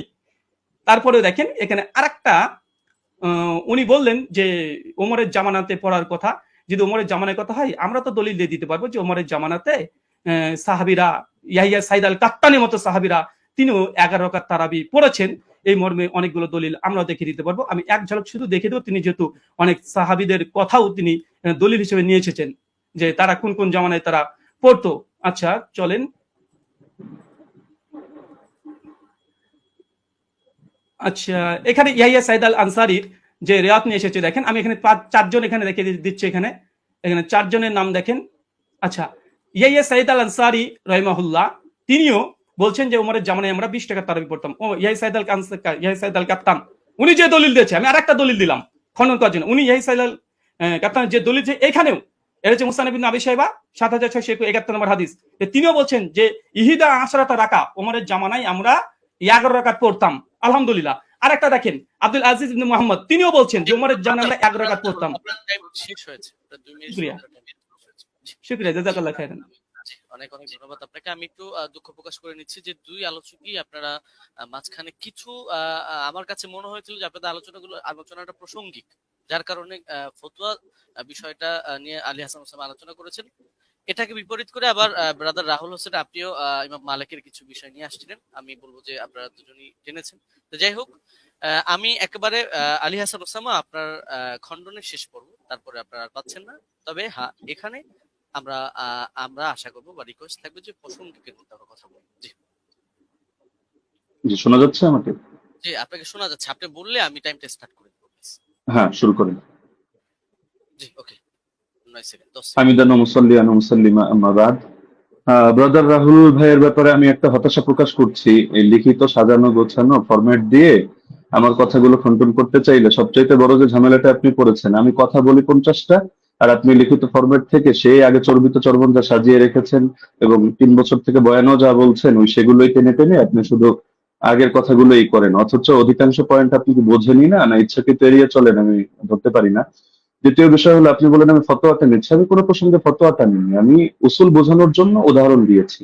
ইমাম তিরমিজি রাহিমাহুল্লাহ কি মত দিয়েছেন, আলেমরা কি মত গ্রহণ করেছেন সেটা তো আমি বলিনি। আমি তো দেখিয়েছি ইমাম তিরমিজি এই বক্তব্যটা বলেছেন যে রুয়ান ওমর থেকে বর্ণিত হয়েছে 20 রাকাতের কথা, এই প্রসঙ্গে এনেছি। আপনি কথা না বুঝেই সেই লিখিত ফরম্যাটে খণ্ডন করতে গেলে এটা ভুল করবেন, শুধু আবেগী কথা দিয়ে তো হবে না। আর শুধু জুবায়ের আলী জাই, নাসিরউদ্দিন আলবানী রাহিমাহুল্লাহ ওনাদের শুধু হাওয়ালাগুলো থেকেই ওই কপি পেস্ট করে আপনি একটা ফরম্যাট সাজিয়ে রাখলে সব কথা খণ্ডন করতে পারবেন না। এখন আপনি বারবার বলছেন যে আপনি একটা সনদ দেখান যেটা ইনকেতা নাই। আরে ভাই, আপনি তো উসুলের আলোকে কথায় আসবেন। আপনি তো আমি যে উসুলগুলো শুনলাম ইতিমধ্যে 8-10টা উসুল শোনানো হয়ে গেছে, আপনি উসুলেরই কোনো ধার ধারছেন না। আপনি মুরসাল নিয়ে শুধু মুকাদ্দিমায়ে মুসলিম থেকে একটা হাওয়ালা দিয়ে দিলেন, শেষ, যেন মুরসাল নিয়ে পৃথিবীতে আর কেউ কখনো কিছু বলেই নেই। তো যাই হোক, আমি এগুলোতে আসবো। আমি প্রথম শুরু করি। আপনি দাউদ বিন কায়েসের যেই বক্তব্যটা দিলেন, যে দাউদ বিন কায়েসের এই বক্তব্যের মধ্যে এখানে আদেশের কোনো কথা নেই। আসলে আপনি আরবি কতটুকু পারেন আমি জানি না, আপনি আরবি মতনগুলো পড়েন না, আজকে ইচ্ছাকৃত কিনা আমি জানি না, যে মতনের ভুল থেকে বাঁচার জন্য কিনা, হতে পারে, হলে হতেও পারে, অন্য হিকমত থাকতে পারে, সময় বাঁচানোর ব্যাপারে হতে পারে। আপনি এই বাক্যটার অনুবাদটা করে দিয়েন আমাকে, যে দাউদ বিন কায়েসের রিওয়ায়াতের মধ্যে যে আছে যে আন্না উমর জামাআ আন-নাস ফি রমাদান আলা উবাই ইবনে কাব ওয়া আলা তামিম আদ-দারি আলা 21 রাকাতান, এই জামাআর সাথে আলা অব্যয়যোগে যখন বলা হয় জামা উমারু, ওমর মানুষকে জমা করেছেন কোন ব্যাপারে, আলা 21 রাকাতান 21 রাকাতের ব্যাপারে, তখন এর দ্বারা কি বোঝায় যে ওমর আদেশ করেন নাই, ওমর কিছু বলে নাই, তারা নিজেদের থেকে পড়ে নিয়েছেন। এই অনুবাদটা এটা কোন ডিকশনারির আলোকে করলেন পৃথিবীতে? এটা কি মেড ইন ইন্ডিয়া না মেড ইন বাংলাদেশ? এটা আমাকে অনুগ্রহ করে আপনি দেখাবেন। আর আপনি বললেন যে 8 জন বর্ণনা করেছেন, শুধু ওই 3 জনই না। আমি তো 3 জন প্রসঙ্গ আর 8 জন প্রসঙ্গে বলিনি, আমি তো কথাটা বলেছি এই প্রসঙ্গে যে ওনাদের বর্ণনাগুলোর মধ্যে ভিন্নতা আছে, ইস্তেরাব আছে, এই প্রসঙ্গে আমি কথাটা টেনেছি। আপনি মোহাম্মদ বিন ইসহাককে টানলেন এবং তাকে নিয়ে বড় করে কথা বললেন, অথচ মোহাম্মদ বিন ইসহাক তো আমি স্রেফ মনে হয় 5 সেকেন্ড একটা বাক্য হিসেবে, উদাহরণ হিসেবে দেখিয়েছি। আমি মূল আপনাকে সাংঘর্ষিক দাঁড় করিয়েছি দাউদ বিন কায়েসকে। দাউদ বিন কায়েসের এই সনদটাকে আপনার পক্ষে সম্ভব না এটাকে জয়ীফ বলে প্রমাণ করা, এটা সুনিশ্চিত ভাবে। আর আপনি শুধু এটা বারবার বলছিলেন যেখানে আদেশ কথা নাই, আদেশ কথা নাই, আপনি একই রকম কথার মধ্যে দেখেন না যে ইস্তেরাব আছে কিনা। আরে ভাই, এখানে তো আপনার এই জিনিসটা বুঝতে হবে যে ওনার থেকে যারা বর্ণনা করেছে কারো বর্ণনার সাথে কারো বর্ণনা মিল নেই। এক জায়গায় আদেশের কথা আছে, আরেক জায়গায় আদেশের কথা নেই। এক জায়গায় আমলের কথা আছে, আরেক জায়গায় আবার আমলের কথা নেই, শুধু আদেশের কথা। এখন আদেশ নিয়ে আপনি 8টা কেন, আদেশ নিয়ে শুধু দুটোই দেখতে পারবেন। ইমাম মালিকের যে সনদটা আনলেন সেখানে ইমাম মালিক রহমতুল্লাহ আলী তার সনদের মধ্যে আছে যে তিনি আদেশ দিয়েছেন, আর দাউদ বিন কায়েসের মধ্যে আছে যে আদেশ দিয়েছেন। কিন্তু এখন দাউদ বিন কায়েসের এই সনদের মধ্যে জামা আলা এটা যোগ করলে অর্থ এটাই দাঁড়ায় যে ওমর মানুষকে 21 রাকাতের ব্যাপারে একত্রিত করেছেন। তাহলে এটা কিভাবে সম্ভব যে একই হাদিসের মধ্যে এক জায়গায় বলা হচ্ছে 21 রাকাত, আর এক জায়গায় বলা হচ্ছে 11 রাকাত? যদি হাদিস ভিন্ন ভিন্ন হতো, ভিন্ন ভিন্ন বর্ণনাকারীর থেকে, আমরা তাহলে ধরতাম না এটা জামানার ভিন্নতা। লেকিন এরকম তো কোনো ব্যাপার ঘটেনি। তো সুতরাং এটা গায়ে পড়ে করা হয় না। আর সাত বর্ণনা কাকে বলে? দাউদ বিন কায়েসকে আপনি কোন পর্যায়ে দাঁড় করিয়ে আপনি সাজ এখানে বলবেন, বা আপনি এটাকে ওইটার সাথে সাংঘর্ষিক করবেন? যদি এক রেওয়ায়তের মধ্যে সংখ্যা কম পাই আর এক রেওয়ায়তের মধ্যে সংখ্যা বেশি পাই, তাহলে সেই ক্ষেত্রে কি হুকুম আছে? এটা তো আপনার ফতোয়ার আলোকেই করতে হবে, আপনি তো মন করা একটা বললে হবে না। আর কিছু কথা তো আপনি বলেছেন একদম মানে সনদ ছাড়া, যেগুলোর কোনো সনদই নেই। আপনি ইমাম মালিকের একটা ফতোয়া আনলেন, হলো তার এক শাগরেদ বলেছেন, তো তার শাগরেদ থেকে কি আপনি শুনেছেন না ওই কিতাবের লেখক ডাইরেক্ট শুনেছে? মাঝখানে সনদগুলো গেল কোথায়? আর আপনি মাযহাব নিয়ে কথা বলতে চাইলে মাযহাবের ব্যাপারে মূলনীতিগুলো তো আপনার জানা থাকা দরকার। ধরেন মালিকি মাযহাব নিয়ে আমি 100টা মত পেলাম, তাহলে আমি কোন মতটা চূড়ান্ত ধরবো? এখন ইমাম মালিক থেকে একটা বিশুদ্ধ মত দেখাতে পারবেন না যে ইমাম মালিক রহমতুল্লাহ আলী কোথাও আত্মাগাতের মতামত দিয়েছেন। আপনি হাফিজ ইবনে হাজার আসকালানী রহমতুল্লাহ আলী, আপনাদেরও পছন্দের ব্যক্তিত্ব, তার কিতাব থেকেও আপনারা দেখে নিতে পারেন, অথবা তার হাওয়ালা আমি হুবহু বাক্য বলে দিচ্ছি। তিনি লিখেছেন ইতিমাদুহুম ফিল আহকাম ওয়াল ফাতওয়া আলা মা রাওয়াহু ইবনুল কাসিম আন মালিক সাওয়াউন ওয়াফাকা মা ফিল মুওয়াত্তা আম লা, যে ফতোয়া দেওয়ার ক্ষেত্রে, বিধিবিধান বর্ণনা করার ক্ষেত্রে ইবনুল কাসিম যেটা বর্ণনা করবে ইমাম মালিক থেকে সেটাই গ্রহণযোগ্য, এবং সেটা মুয়াত্তা কিতাবের মধ্যে যা আছে তার সাথে মিলুক বা না মিলুক, এটা হলো মাযহাবের মূল ভিত্তি হিসেবে ধরা হবে। এটা তাজিলুল মানফা 4 নম্বর পৃষ্ঠার মধ্যে পেয়ে যাবেন। তো ওনার শাগরেদ ইবনুল কাসিম বলেন, ইবনে আইমান বলেন, তাদের থেকে কোথাও আপনি আত্রাগাতের দূরতম কথাও দেখাতে পারবেন না। আত্রাগাতের কথা আল্লামা আইনি যেটা এনেছেন, সৈয়দী যেটা এনেছেন, আপনি সৈয়দীটা তো আনেননি, এটা আপনার নজরে পড়ে নাই হয়তো, যে যে জায়গা থেকে কপি পেস্ট করেছেন। না হলে এর বিপরীতে আমি আপনাকে, যদি 100 চান আমি 100 হাওলা আপনাকে দিয়ে দিতে পারবো। যদি আপনি বলেছেন যে আলাদা ডিবেটের আয়োজন করলে, তো ঠিক আছে, করতে পারেন। তো ইমাম আইনি বলেছেন, ইমাম সৈয়দী বলেছেন, বেসনদ কথাবার্তা কোথাও দলিলযোগ্য হবে না। তো মোহাম্মদ বিন ইসহাক এখানে ফ্যাক্টর না, আর অন্য লোক ফ্যাক্টর না। আর আপনি বলছেন যে আমরা দেওবন্দিরা গায়ে পড়ে দাবি করি মুস্তারিদ, আর কেউ দাবি করে না কেন? আপনি তো আহলে হাদিস ঘরানার। তো আপনাদের পিস পাবলিকেশন থেকে বই প্রকাশিত হয়েছে রাসূল সাল্লাল্লাহু আলাইহি ওয়াসাল্লামের প্র্যাকটিক্যাল নামাজ কোরআন ও সহিহ হাদিসের আলোকে, এই বইয়ের 222 নম্বর পৃষ্ঠা থেকে আমি আপনাকে শোনাচ্ছি। তার শাসন আমলে, তার মানে ওমরের কথা চলছে, 11 রাকাত এবং 21 রাকাত তারাবি সালাতের প্রমাণ পাওয়া যায়। সাহেব রাদিয়াল্লাহু আনহু তৃতীয় ছাত্র মুহাম্মদ ইবনে ইউসুফ উপরোক্ত কথাগুলোর বর্ণনাকারী। হাদিসের মূল সূত্র অনুসারে একই রাবীর একই বিষয়ে পৃথক পৃথক মত প্রকাশ করা বিশুদ্ধ হওয়ার অন্তরায়। সুতরাং 20 রাকাতের অভিন্ন মত গ্রহণ করাই যুক্তিসঙ্গত। তাহলে ইস্তিলাফের কথা, ইখতিলাফের কথা কি আমরা টানলাম নাকি আপনাদের লোকেরাও এটা টেনেছে? এটা তো আপনাদের স্পষ্টভাবে দেখা দরকার। আর আপনি বারবার শুধু এই প্রসঙ্গগুলো তো এখানে অপ্রাসঙ্গিক কথা টানলে হবে না, যে গোল্ডেন চেইন, আরে গোল্ডেন চেইন নাকি এটা ডায়মন্ডের চেইন নাকি হলো এটা রূপার চেইন, সেটা তো আমাদের দরকার না। আমাদের দরকার হলো আপনার এখানে পাঁচটা জিনিস তো এক রাখতে হবে। আপনি শুধু আমাদের কথা প্রসঙ্গে বলছেন যে সনদের মধ্যে কোনো ইনকিতা নাই, আপনারা প্রমাণ করেন। আরে সনদের মধ্যে তো ইনকিতা বাস্তবেই নাই। আপনি যে ইনকিতা আপনার চোখে দেখতে পাচ্ছেন, এটা আপনার পড়াশোনা কম থাকার কারণে হচ্ছে। না হলে আমি তো উসুলের আলোকে দেখালাম, উসুলগুলো তো আপনি খণ্ডন করতে পারেননি এবং সম্ভব না। তো যার কারণে সনদের মধ্যে তিল কেতা নেই, তো শুধু গায়ের জোরে বললে তো হবে না। তো হাদিসটা যারা বলেছে হাদিস সহি হওয়ার জন্য এই পাঁচটা শর্ত, সেই ইমামরাই, এটা অন্য কোনো ইমাম না। আমি আজিব গারিব কারো নাম টানি নাই বা আমাদের কোনো বড় হুজুরের নাম টানি নাই, তারাই এই মূলনীতিটা দাঁড় করিয়েছেন। তো সুতরাং এটাকে আপনি গায়ের জোরে অথবা চাপার জোরে বা একটা হাসি দিয়ে ফেলে দেওয়ার মতো বিষয় না। তো আবার কিছু আলোচনা টেনেছেন একেবারে অপ্রাসঙ্গিক, যেমন ওমর কাকে আদেশ দিয়েছেন। আচ্ছা, ওমর আপনাকে আদেশ দিল বা আমাকে আদেশ দিল, মানে কাকে আদেশ দিল এটার সাথে কোন বিষয়ের সম্পর্ক? এখন রাজুলান, এই রাজুলান শব্দটা যদি এমন হয় যে পৃথিবীর কেউ কোনোদিন জানতে পারলো না যে রাজুলানটাকে উবাই বিন কাব নাকি তামিম দারি নাকি অন্য কোনো সাহাবী, এটা কি সমস্যা? আমাদের তো আলোচ্য বিষয় এটা যে ওমর রাদিয়াল্লাহু আনহু তিনি কত রাকাতের আদেশ করেছেন, 8 নাকি 20। 8-এর পক্ষে আপনি যে দলিল দিয়েছেন সেই দলিলটা মুস্তারিব একটা রেওয়ায়েত, যে রেওয়ায়েতটা গ্রহণযোগ্য না। আপনাদের কিতাবের মধ্যেই লেখা আছে যে না, এই রেওয়ায়তটা দলিলযোগ্য হয় না। তো সুতরাং এটা তো আমাদের এখানে টেনে লাভ নেই। তার মধ্যে আরো কিছু আলোচনা টেনেছেন একেবারে প্রাসঙ্গিক, যে এমন জিনিস দেখান, এমন জিনিস দেখান, অমুকের আগে কে করেছে, তমুকের আগে কে করেছে, মাদানী রাওয়ি, সিলসিলাতুল জাহাবিয়া, গোল্ডেন চেইন ইত্যাদি। এগুলো দেখানো না দেখানো তো মূল বিষয় না। আপনি অপ্রাসঙ্গিক প্রশ্ন আমিও চাইলে আপনাকে 100টা করতে পারি, কিন্তু আমি পূর্বের অংশগুলোতে একটা অপ্রাসঙ্গিক কথা বলিনি। অতি অল্প সময়ের মধ্যে শুধু আপনাকে আমি মূলনীতিগুলো বলেছি, লেকিন আপনি যেহেতু আগে একটা ফরম্যাট সাজিয়ে এনেছেন, তো যার কারণে মূলনীতিগুলো আপনি করেননি। এই যে আবু জাফরকে নিয়ে আপনি মাঝখান থেকে কথা প্রসঙ্গে টেনেছেন, যদি আমি এগুলো মূল দলিল দেইনি। আরো মজার বিষয় হলো আপনি এমন কিছু খণ্ডন করে দিয়েছেন যেটা আমি বলিই নাই। আবার আমি যেটা বলেছি এমন অধিকাংশ পয়েন্ট দিয়েছেন বাদ দিয়ে কয়েকটা রিওয়ায়াত বললেন যে আপনি এটা বলেছেন, আমি হতাশ, অথচ এটার জবাব এটা, অথচ সেটা আমি বলিনি। তো মাঝখানে আবু জাফরকে টেনে এনেও আপনি দাঁড় করিয়ে দিলেন যে আবু জাফর এটা সর্বসম্মতিক্রমে যায়িফ, কিছু কারণও টানলেন, অথচ আবু জাফর মুখতালাফি যায়িফ না। যদিও এটা মূল আলোচনা, প্রাসঙ্গিক ভাবে বলছি, মুখতালাফি যায়িফ না। তাকে নিয়ে ইখতিলাফ হওয়া ভিন্ন জিনিস, আর চূড়ান্ত ভাবে যায়িফ হিসেবে স্বীকৃত হওয়া ভিন্ন জিনিস। আপনি যে মত টানলেন এই মতের মধ্যেও তো আপনি মিস্টেক করেছেন। দেখা যাচ্ছে আলবানী রাহিমাহুল্লাহ এক্ষেত্রে এই কাজটা করেছেন, সদুকুন এই শব্দটা বাদ দিয়ে পরবর্তী যে কথাটা তিনি ভুল করেন ইত্যাদি, তার মধ্যে সমস্যা, ওই কথাটা টেনেছেন। তো সদুকুন হুকুমটা বাদ দিয়ে দিয়েছেন। অথচ আবু জাফরকে নিয়ে যদি দেখেন, ইয়াহয়া ইবনে মাইন সিকা বলেছেন, ইবনু আবি মারিয়াম বলেছেন তার হাদিস লেখা যাবে, সমস্যা নেই। ইবনুল মাদিনী বলেছেন সে আমাদের দৃষ্টিতে সিকা। ইবনু আম্মার মাউসিলি বলেছেন সিকা। আবু হাতিম বলেছেন সিকা, সাদুক, সালিহুল হাদিস। জাকারিয়া সাজি বলেছেন সাদুকুন লাইসা বি মুতকিনিন। ইবনু আদি বলেছেন লাহু আহাদিসু সালিহা وقد روى عنه الناس واحاديثها عامتها مستقيمه وارجو انه لا باس به। ইবনু সাদ বলেছেন কানা সিকা। হাকিম বলেছেন সিকা। ইবনু আব্দুল বার বলেছেন হুয়া ইনদাহুম সিকা আলিমুন বিতাফসিরিল কোরআন। এগুলো আরো দেখতে পারেন আপনি তাহযিবুত তাহযিব 10 নম্বর খণ্ড 62 নম্বর পৃষ্ঠা। তো আবার তার থেকে কি কি দুর্বল বর্ণনা, এগুলো আলাদা লিস্ট আপনি পাবেন হাফেজ ইবনে আদির কিতাবের মধ্যে, আল কামিল, যেটা 5 নম্বর খণ্ড 255 পৃষ্ঠা। সেখানে দেখবেন এই তারাবি সংক্রান্ত রেওয়ায়াতটা তিনি টানেননি।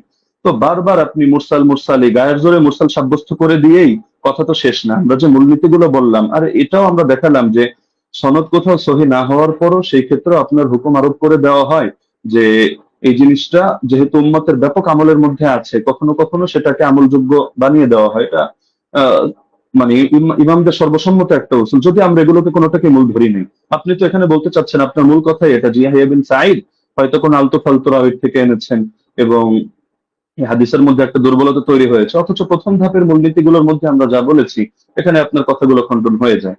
পাশাপাশি সেই জামানার আমলগুলোকে আপনি যেভাবে উড়িয়ে দিচ্ছেন, যে যার যেভাবে মনে হচ্ছে আমল করেছে, লেকিন এই জায়গায় ওমর রাদিয়াল্লাহু আনহু আদেশ হয়তো ছিল না। আপনি খেলাফতের জামানা দেখেন নাই, নরেন্দ্র মোদীর জামানা দেখেছেন, এই হিসাবে আপনার এমন মনে হতে পারে যেখানে সাহাবীরা বলছেন যে সাহাবীরা আমল করতেন, কানু ইয়াকুমুন অথবা কুননা নাকুমু, আমরা আমল করতাম। তো তারা সকলে আমল করতেন আর খলিফা এখানে কিছু জানতো না, কিন্তু কোন বাড়িতে কি হচ্ছে না হচ্ছে এরকম সূক্ষ্মাতি সূক্ষ্ম অনেক বিষয় পর্যন্ত খলিফা জেনে যাচ্ছে। এটা তো অদ্ভুত ব্যাপার। খেলাফতের জামানার ব্যাপারেও যে বেদাত ওমরের জামানায় চলছে, যে ওমর একেবারে হুদাইবিয়ার সন্ধি হলো যে গাছের নিচে সেই গাছ কেটে দিয়ে আসছে, হাজরে আসওয়াদ চুমু খাওয়ার সময় পর্যন্ত ক্লিয়ার ভাবে বলছে যে আমি এই আকীদা পোষণ করি না তুমি কারো ক্ষতি করতে পারো, উপকার করতে পারো, বরং আমি এজন্য করছি তোমার গায়ে চুমু খাচ্ছি যে আল্লাহ রাসূল সাল্লাল্লাহু আলাইহি ওয়াসাল্লাম চুমু খেয়েছেন এই কারণে। তো আপনি যে কথাগুলো বললেন একটা নতুন কথা আসলে আমি পাইনি। এগুলো হাফেজ জুবাইর আলী জাহিদ কিতাব যদি কেউ পড়ে, বা শাইখ আলবানী সালাতুত তারাবি পড়ে, অথবা আপনার আব্দুর রহমান মোবারকপুরি সাহেবের কিতাবগুলো পড়ে, ব্যাস ওই যা বলেছে আপনিও ঘুরে ফিরে সেই কথাগুলোই বলেছেন। বাকি মজার একটা বিষয় হলো, আমি এমন অনেক উসুল টেনেছি যেটা হয়তো আপনার কমন পড়ে নাই, তো যার কারণে আপনি এই জিনিসগুলোকে পুরো স্কিপ করে চলে যাচ্ছেন।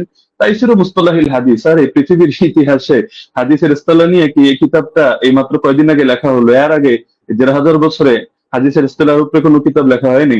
আপনি মুরসালের সংজ্ঞা দেখাচ্ছেন যে মুনকাতি হাদিস কারো মতে গ্রহণযোগ্য না। আচ্ছা, কোন পর্যায়ে মুনকাতি গ্রহণযোগ্য না? খালি শিরোনাম দিয়ে হুকুম লাগিয়ে দিলেই হয়? তাহলে তো ইমান ভঙ্গের কারণ যে 10টা শেখ মোহাম্মদ বিন আব্দুল্লাহ নজদি রাহিমাহুল্লাহ থেকে বর্ণিত আছে, এগুলো শিখে শিখে সবাই খারিজি হবে এভাবে, যে যে জাদু করে ব্যাস সেই কাফের হয়ে গিয়েছে, যে কাফেরদেরকে মুসলমানদের বিরুদ্ধে সাহায্য করে, কোনো শর্ত নাই, কোনো হদ নাই, কোনো কয়েদ নাই, ভালোভাবে কাফের হয়ে গিয়েছে। তো এভাবে শিরোনাম দেখলে তো মুশকিল। এগুলোর ব্যাখ্যা তো ইমামদের থেকেই নিতে হবে। বক্তব্য যাদের থেকে নিবেন, আপনার বক্তব্যের ব্যাখ্যাও তো তাদের থেকে নিতে হবে। আর আপনি বললেন যে আমি কথা প্রসঙ্গে মেনে নিয়েছি যে ওমর রাদিয়াল্লাহু তাআলা আনহু তিনি শুরুতে 11 রাকাতের আদেশ দিয়েছিলেন। এটাও তো আমি আমার বাক্যগুলোকে খেয়াল করেন না? আমি কি বোঝেন না? আমি ধরতে পারি না? নাকি আপনি পয়েন্টগুলো নোট আউট মানে লিখে না রাখার কারণে এমন ঝামেলা হচ্ছে সেটাও বুঝতে পারি না। যে দেখা যাচ্ছে যে এটা তো আমি বলেছি তর্কের ক্ষেত্রে যদি মানে অনেক কথা আমি দুই ভাবে জবাব দিয়েছি, জবাব ইলজামি, জবাব তাসলিমি, ইলমি উসুলের আলোকে। তো দুই ভাবে জবাব দেওয়ার কারণে আপনি আগের পরের কথা বাদ দিয়ে মাঝখান থেকে একটা অংশ টান দিলে তো হবে না। আর কোন মুনকাতি, কোন মুরসাল, কোন ক্ষেত্রে কি হুকুমে যাবে, এটা তো আপনাকে শাস্ত্রীয় আলোকে বুঝতে হবে। আপনি যে কোনো জিনিস শুধু একটা ব্যাস গোল্ডেন চেইন, মাদানী রাউই, অথবা বুখারী মুসলিমের শর্তে উন্নীত ইত্যাদি ইত্যাদি একটা বলে দিলেন, ব্যাস হয়ে গেল। বিষয়টা এমন না। যেহেতু আলোচনা আমাদের শাস্ত্রীয় বিষয়, এটা কোনো মাযহাবী তাকলিদি বিষয় না যে অমুক অমুকের রেফারেন্সে আমাদের কথা বলতে হবে। ইবনে উসাইমিনের হাওয়ালায় আপনি বললেন যে আমি কয়েকটা কথা টেনেছি। ওইখানে আমি ইবনে উসাইমিনের হাওলায় টানি না, শেখ সালেহ আল মুনাজ্জিদের হাওলায় টেনেছি। এটা আবেগে আপনি কয়েকবার এটা উচ্চারণ করেছেন। আর এখানে আমি তার ফতোয়া দেখাইনি। আমি এখানে ফতোয়া উল্লেখ করার জন্য বসিও নেই আপনার সামনে। এখানে আমি দেখিয়েছি যে তারা সকলে বি আমরিহি, অর্থাৎ এটা যে ওমরের আদেশে হয়েছে এই বিষয়টা তারা অস্বীকার করে নিয়েছেন। তো সুতরাং মানে যে জিনিসগুলো আপনার স্পষ্ট, তো সেই জিনিসগুলোকে গায়ের জোরে তো আপনি প্রমাণ করে নিতে পারবেন না যে না এই জিনিসটা এই প্রশ্ন আমি আপনাকে ছুড়ে দিলাম, এটার জবাব দেন, ওটার জবাব দেন, ওটার জবাব দেন, না দিলে ব্যস্ত হলে সাব্যস্ত হলো আমার কথাই সহি। বিষয়টা তো এমন না। শাস্ত্রীয় মূলনীতি।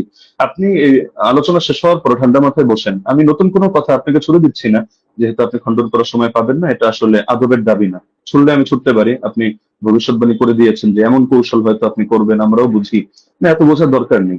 আহ আমার ব্যাপারে খারাপ ধারণা আপনি অযৌক্তিক ভাবে রাখারও কোনো কারণ নেই। আর আমি তো আপনার মতো পুরোনো ডিবেটারও না যে এখানে ডিবেটের কৌশল খাটিয়ে আমি আপনাকে পরাজিত বা অপমানিত বা লাঞ্ছিত করতে চাবো না। আপনি আমার দিনী ভাই, মহাব্বতের ভাই। আপনি কাফের মুশরিকদের বিরুদ্ধে যে কাজ করেন আমি এগুলোকে শ্রদ্ধা করি এবং উৎসাহ দিই, দোয়াও করি। আগামী তো আমি আশা রাখি আপনি কাজগুলো কন্টিনিউ করবেন। তো সুতরাং আপনার সাথে আমার কোনো দ্বন্দ্ব নেই, কোনো আহ ভিন্ন কিছুও নেই। আল ওয়ালা আল বারা, এই আকীদাই তো আমরা ইসলাম থেকে লালন করি। তো সুতরাং অপ্রাসঙ্গিক কথা না টেনে আপনি মূলনীতির আলোকে বিষয়গুলো বোঝেন। প্রয়োজনে আপনি এই ভিডিওটা এটা শেষ হওয়ার পরও লাইভ স্ট্রিমিং আপনি ঠান্ডা মতো 10 বার শোনেন, 20 বার শোনেন, প্রয়োজনে মুজাকারা করেন। কোন ভুল যদি আপনার কাছে মনে হয় আপনি স্বীকার করে নেন, সমস্যা নেই। আর যদি মনে হয় না ভুল না আপনারটা সঠিক, ঠিক আছে, আপনি স্থির থাকেন। বাকি সারা দেশ তো দেখছে, তারা বিষয়গুলো সঠিকভাবে বিবেচনা করবে। আমরা তো এখানে কোনো বিচারক নির্ধারণ করে বসিনি। তো যার কারণে পুরো দেশ এটা কমন সেন্স দিয়ে বিবেচনা করবে। জাযাকাল্লাহ। আমি সেকেন্ড সময় অতিরিক্ত নিচ্ছি না। জি, মুফতি আলী ওসামা, আপনি চাইলে 2 মিনিট ইউজ ব্যবহার করতে পারতেন, আপনাকে আপনি না, করেননি। ব্রাদার রাহুল বলেন। যে আমাদের খণ্ডন যে 2টি পর্ব ছিল, 2টি শেষ হয়েছে। এখন আপনারা শুধু 5 মিনিট করে সময় পাবেন। এটা হচ্ছে রিভিউ পর্ব, অনুসংখ্য পর্ব। এই পর্বে আপনারা 5 মিনিট করে আলোচনা করতে পারবেন। নতুন কোনো তথ্য আপনারা অ্যাড করতে পারবেন না এই পর্বে। হ্যাঁ, আমি ব্রাদার রাহুল হোসেন আপনার কাছে যাব এবং আপনি বললে আমি আপনার টাইমটা শুরু করব। জি, শুরু করুন। জি, সো বিসমিল্লাহ। তো শেষ থেকে শুরু করি। ওস্তাদ যে বারবার কয়েকবার অভিযোগ করলেন বারংবার যে আমি জুবাইর আলী জাই আর আলবানির বই পড়ে এসে বসে পড়েছি। কার বই থেকে ইলম নিয়েছি? সালাফদের থেকে তো আমরা ইলম দেবো, তাই তো? আলেমদের কাছ থেকে, কোনো জাহেলের কাছ থেকে তো নিইনি, তাই না? আমি তো আপনাকে বলতে পারি যে মৌলানা আব্দুল মালিক সাহেবের বই থেকে ঢের প্রমাণ দেখিয়েছি। তো তার কাছ থেকে জ্ঞান নিয়েছি, আপনার কাছ থেকে আমি জ্ঞান নিই। বিভিন্ন জায়গা থেকে জ্ঞান নিই। আমি জ্ঞান আমার উপরে এলহাম আসবে না, এটা অন্তত আপনি মানেন যে আমার প্রতি এলহাম আসবে না। আলেম ওলামাদের বই পড়েই আমাদের এখানে আসছে, এসে আলোচনা করা। তো এখানে তো এতরাজ করার অভিযোগ মানে কি আমি বুঝলাম না। 2 নম্বর, তিনি বললেন যে আমি নাকি এমন কিছু অভিযোগের জবাব দিয়েছি যেহেতু আগে থেকে স্লাইড তৈরি করে রেখেছি, এই জন্য নাকি আমি তাল খুঁয়ে ফেলেছি। আমি অবাক হয়েছি যে ভাবলাম যে ওস্তাদ জি হয়তো অনেক কিছু মানে একদম ইলমে হাদিসের অনেক কিছু নিয়ে আসবে। এসে আমি অবাক হয়েছি, না কিছুই নিয়ে আসেনি, একটা মুত্তাসিল সনদই পেশ করতে পারেনি। তার জন্য আমি অনেক কিছু ভেবে অনেক কিছু রেডি করে গেছি। দুর্ভাগ্য যে আমি যা রেডি করেছি তার 30% দলিল দিতে পারিনি। আমি একদম নিশ্চিত আমি যদি আজকে ওসামা যে উস্তাদজির মানে ওসমার জায়গাতে থাকতাম, উস্তাদজির পক্ষে থাকতাম, তাহলে আমি এর চাইতে ঢের দলিল দেখাতে পারতাম, ঢের দলিল দেখাতে পারতাম। আমার কাছে 20 টাকার পক্ষে আরো অনেক দলিল ছিল, অনেক দলিল, কিন্তু উস্তাদজি দিতে পারেনি না দেয়নি না কি আমি বুঝলাম না। তো যাই হোক, সেটা একটা আলাদা বিষয়। এখানে লাস্টে তিনি ঘুরে দিলেন যে এটা ইনকেতা। ইনকেতা কেমন ইনকেতা? জি, আপনার চেয়ে তো অনেক বড় বড় উস্তাদজিরাই তো আমাকে শিখে দিয়েছে এটা ইনকেতা। যেন দলিল নামাজে মাসাল বইতে দেখালাম, তিনি ইনকেতা স্বীকার করে নিয়েছেন, মুরসাল স্বীকার করে নিয়েছেন। জাফর আহমদ উসমানী বলছে মুরসাল, ইনকেতা আছে, বিচ্ছিন্নতা আছে। আমি আপনাকে পরিষ্কার চ্যালেঞ্জ করেছি, জবাব আপনি এখন পর্যন্ত দিচ্ছেন না। যে হাদিস সহিহ হওয়ার জন্য 5টা শর্ত। প্রথম শর্ত, হাদিস মুত্তাসিল হতে হবে। হাদিস কি মুত্তাসিল? মুত্তাসিল না, বিচ্ছিন্ন ঘটেছে, ওলামারা স্বীকার করে নিয়েছে। আজ যদি আপনি অস্বীকার করতে চান, জনসাধারণ দেখছে, এমন খেয়ানত অন্তত করাটা উচিত নয়। যেখানে আমাদের মৌলানা আব্দুল মালিক আব্দুল মতিন সাহেব স্বীকার করে নিয়েছে ইনকেতা ঘটেছে, আর আপনি এসে বলছেন যে ইনকেতা ঘটেনি, ইনকেতা ঘটেছে, তারা মূর্খ। এখন মৌলানা আব্দুল মালিক মতিনকে কেউ যদি মূর্খ বলতে চাই বলতে পারবে, তবে আমি বলতে চাই না। 3 নম্বর, তিনি বললেন যে দাউদ বিন কায়েসের হাদিসের জমা হওয়ার কথা আছে, ধরে নিলাম, আচ্ছা আছে, জমা হওয়ার কথা আছে। আচ্ছা উস্তাদ জি, এটা কি ইনসাফ? মোহাম্মদ বিন ইউসুফ থেকে টোটাল 8 জন বর্ণনা করছে তারাবি রাকাত, 5 জন বর্ণনা করছে 1 রাকাতের পক্ষে, এই 6 জন, আর মাত্র দাউদ বিন কায়েস বলছে 11 রাকাত। তাহলে 7 যদি হয় কোনটা হবে? দাউদ বিন কায়েসের বিরুদ্ধে মোহাম্মদ বিন ইউসুফের 5 জন শাগরেদ আছে। এই 5 জনকে উড়িয়ে দিয়ে দাউদ বিন কায়েসের হাদিসটা আপনি গ্রহণ করতে চাচ্ছেন? এটা কোথাকার রাসূল, একটু আমাকে জানিয়ে দিবেন। আর 2, দাউদ বিন কায়েসের আমি আরেকটা অংশ বলেছি, ওটা আপনি হয়তো হজম করতে পারেননি, কারণ এই দলিলটা নতুন আপনার কাছে, বুঝতে পারেননি। আমি বলেছিলাম যে দাউদ বিন কায়েস তিনি আরেকজন তার ছাত্রের কাছে ইমাম ফারাবির কিতাবুস সিয়াম থেকে দলিল দিয়েছি, যে তিনি বলেছেন ওমর রমজান মাসে তারাবির জামাত শুরু করেছে, কত রাকাত উল্লেখ নেই। এবং মুসান্নাফ আব্দুর রাজ্জাক ওই সনদেই ওখানে আছে দাউদ বিন কায়েস ওয়া গায়রহু, এবং আরেকজন বর্ণনা করছে, কে বর্ণনা করছে উল্লেখ নেই। এখানে দাউদ বিন কায়েস রাহিমাহুল্লাহ তিনি অন্য ছাত্রকে বলছে কোন রাকাতের কথা উল্লেখ করেনি। তাই যদি সাজ হতে হয় 21 টাকাতে বর্ণনা সাজ, কেন দাউদ বিন কায়েসের বিরুদ্ধে 5 জন 1 রাকাত বর্ণনা করেছে। ইয়াইয়া সাইদ আল কাত্তানের মতো রাবি আছে, কাকে চাই আর, কে দরকার আর? ইয়াইয়া সাইদ কাত্তান এর মতন ব্যক্তি আছে, তারপর অন্য কাউকে দরকার? 5 জন। তাই দাউদ বিন কায়েসের হাদিসই জয়ীফ হবে, সাজ হবে মোহাম্মদ বিন ইউসুফ থেকে, বাকি 5 জনের হাদিস কোনোভাবেই না দাউদ বিন কায়েসের হাদিস। অতএব মানে এই হাদিসে এসে সাজ হওয়ার কারণে জয়ীফ। প্রথম কথা। এখানে বলছেন যে ইমাম মালিক থেকে নাকি আমি প্রমাণ পেশ করতে পারবো না যে ইমাম মালিকের ছাত্ররা, কারণ যে মাযহাবের আমি মত বর্ণনা করব সেই মাযহাবের ইমাম থেকে দেখাতে হবে। আমি মনে ভুলে গেছেন, আপনি যে কাসেম থেকে বর্ণনা পেশ করেছেন, ওই কাসেম থেকে দেখিয়ে দিয়েছি। ইবনুল কাসিম ইমাম মালিকের ছাত্র সাং বলছে যে ইমাম মালিকের যুগে 36 রাকাত হতো, কিন্তু ইমাম ইবনে কাসিম নিজে বলছে যে আমি, ইমাম মালিক বলেছেন যে ফি নাফসি, আমার জন্য ইহিদ আশারা, আমি 1 রাকাতকে গ্রহণ করেছি। মানুষ কি পড়ছে ইমাম মালিকের জামানায়। ইমাম মালিক কত গ্রহণ করেছে? কত? তিনি 1 রাকাত। আমি আপনাকে 2-3টে প্রমাণ দেখেছি। বদরুদ্দিন আইনের কথা বলেছেন, বলছে সনদবিহীন। সনদবিহীনের কথা যদি আসে গোটা ফিকে হানাফিকে ডিস্ট্রাক্ট করে দেওয়া যায়, অন্তত এরকম সে বেইনসাফি করবেন না। আর এখানে আরেকটা বিষয়, যে উনি বললেন যে আমি আবু জাফর রাজিকে নিয়ে কিছু কথা বলেছি, উনি নাকি দলিল পেশি করেনি। ওস্তাদ জি একটু মাঝে মধ্যে পানি খাবেন, তাহলে একটু স্মৃতিটা একটু ভালো থাকবে। আপনি বলে দিয়েছেন ঝুলে, মনে নেই? আপনি বলেছেন আবুল আলিয়ার হাদিস আছে। আবুল আলিয়ার হাদিসের রাবি কে?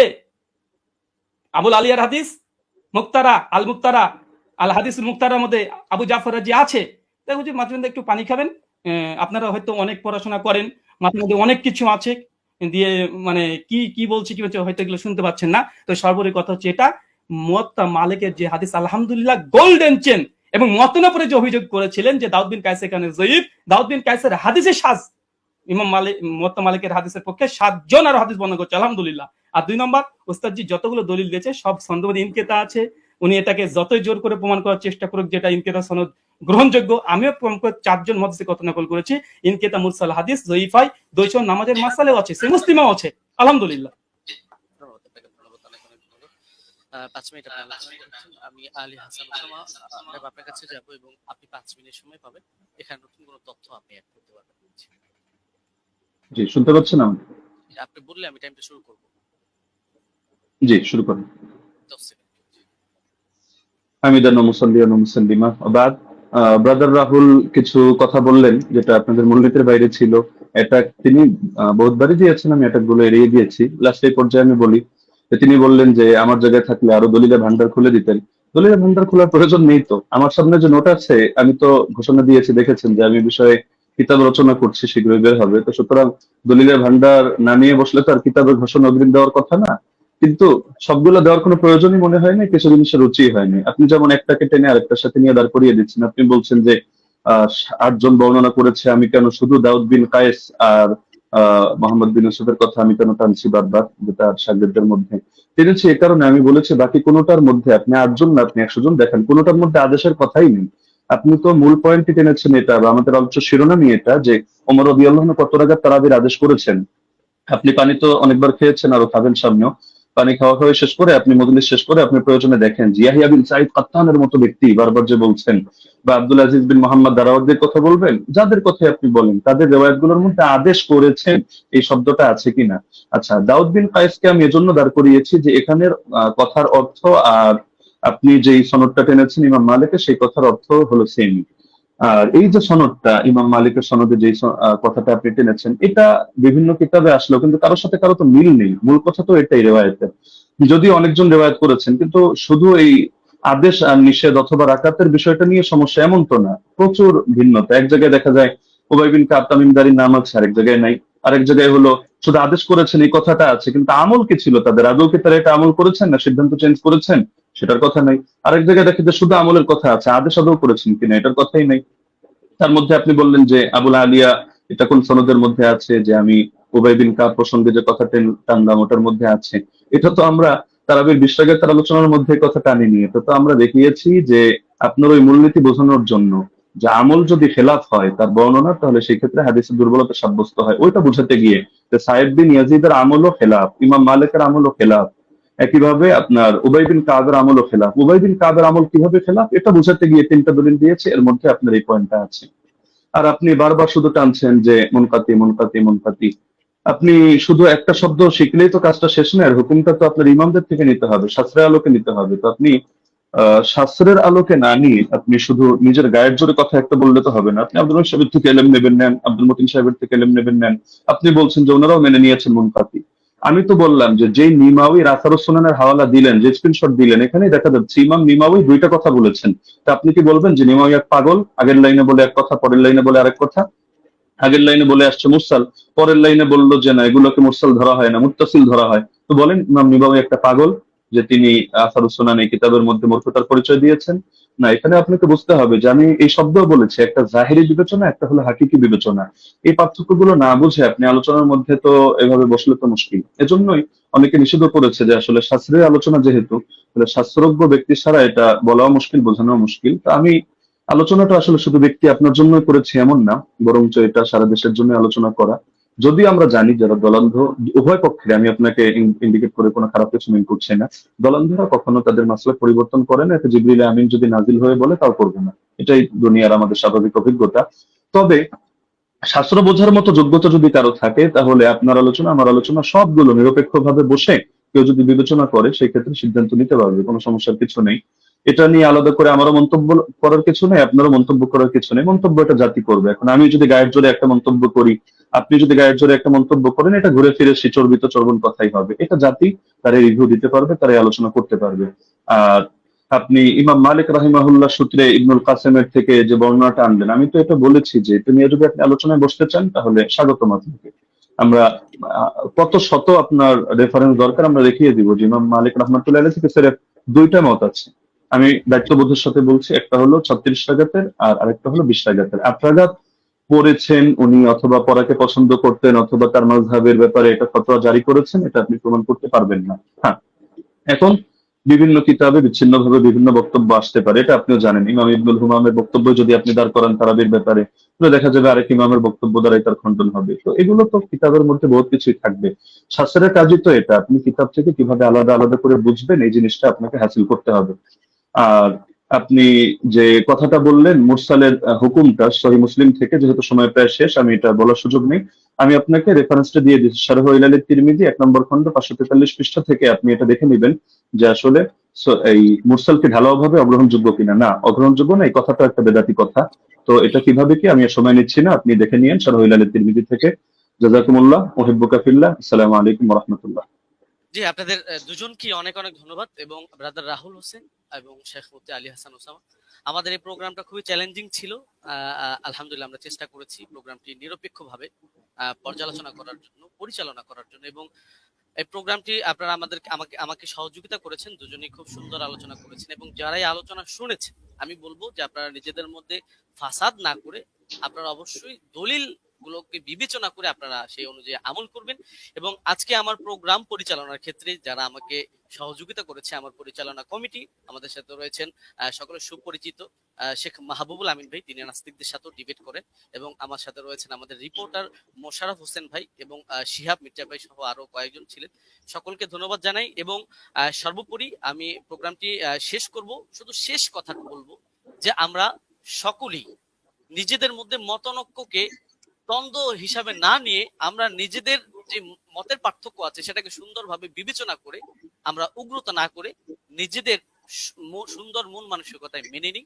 এ পর্যন্তই আমি বলবো, এবং শেষ করব। শেখ মুফতি আলী হাসান ওসামা হাফিজাহুল্লাহ এবং ব্রাদার রাহুল হোসেন হাফিজাহুল্লাহ, আপনাদের দুজনের জন্য অনেক অনেক শুভকামনা রইল। আপনারা ভালো থাকবেন, সুস্থ থাকবেন। এতক্ষণ পর্যন্ত দর্শক যারা আমাদেরকে দেখেছেন, সময় দিয়েছেন, আপনাদেরকেও অনেক অনেক ধন্যবাদ। আজকের মতো বিদায় নিচ্ছি। আসসালামু আলাইকুম ওয়া রাহমাতুল্লাহি ওয়া বারাকাতুহু।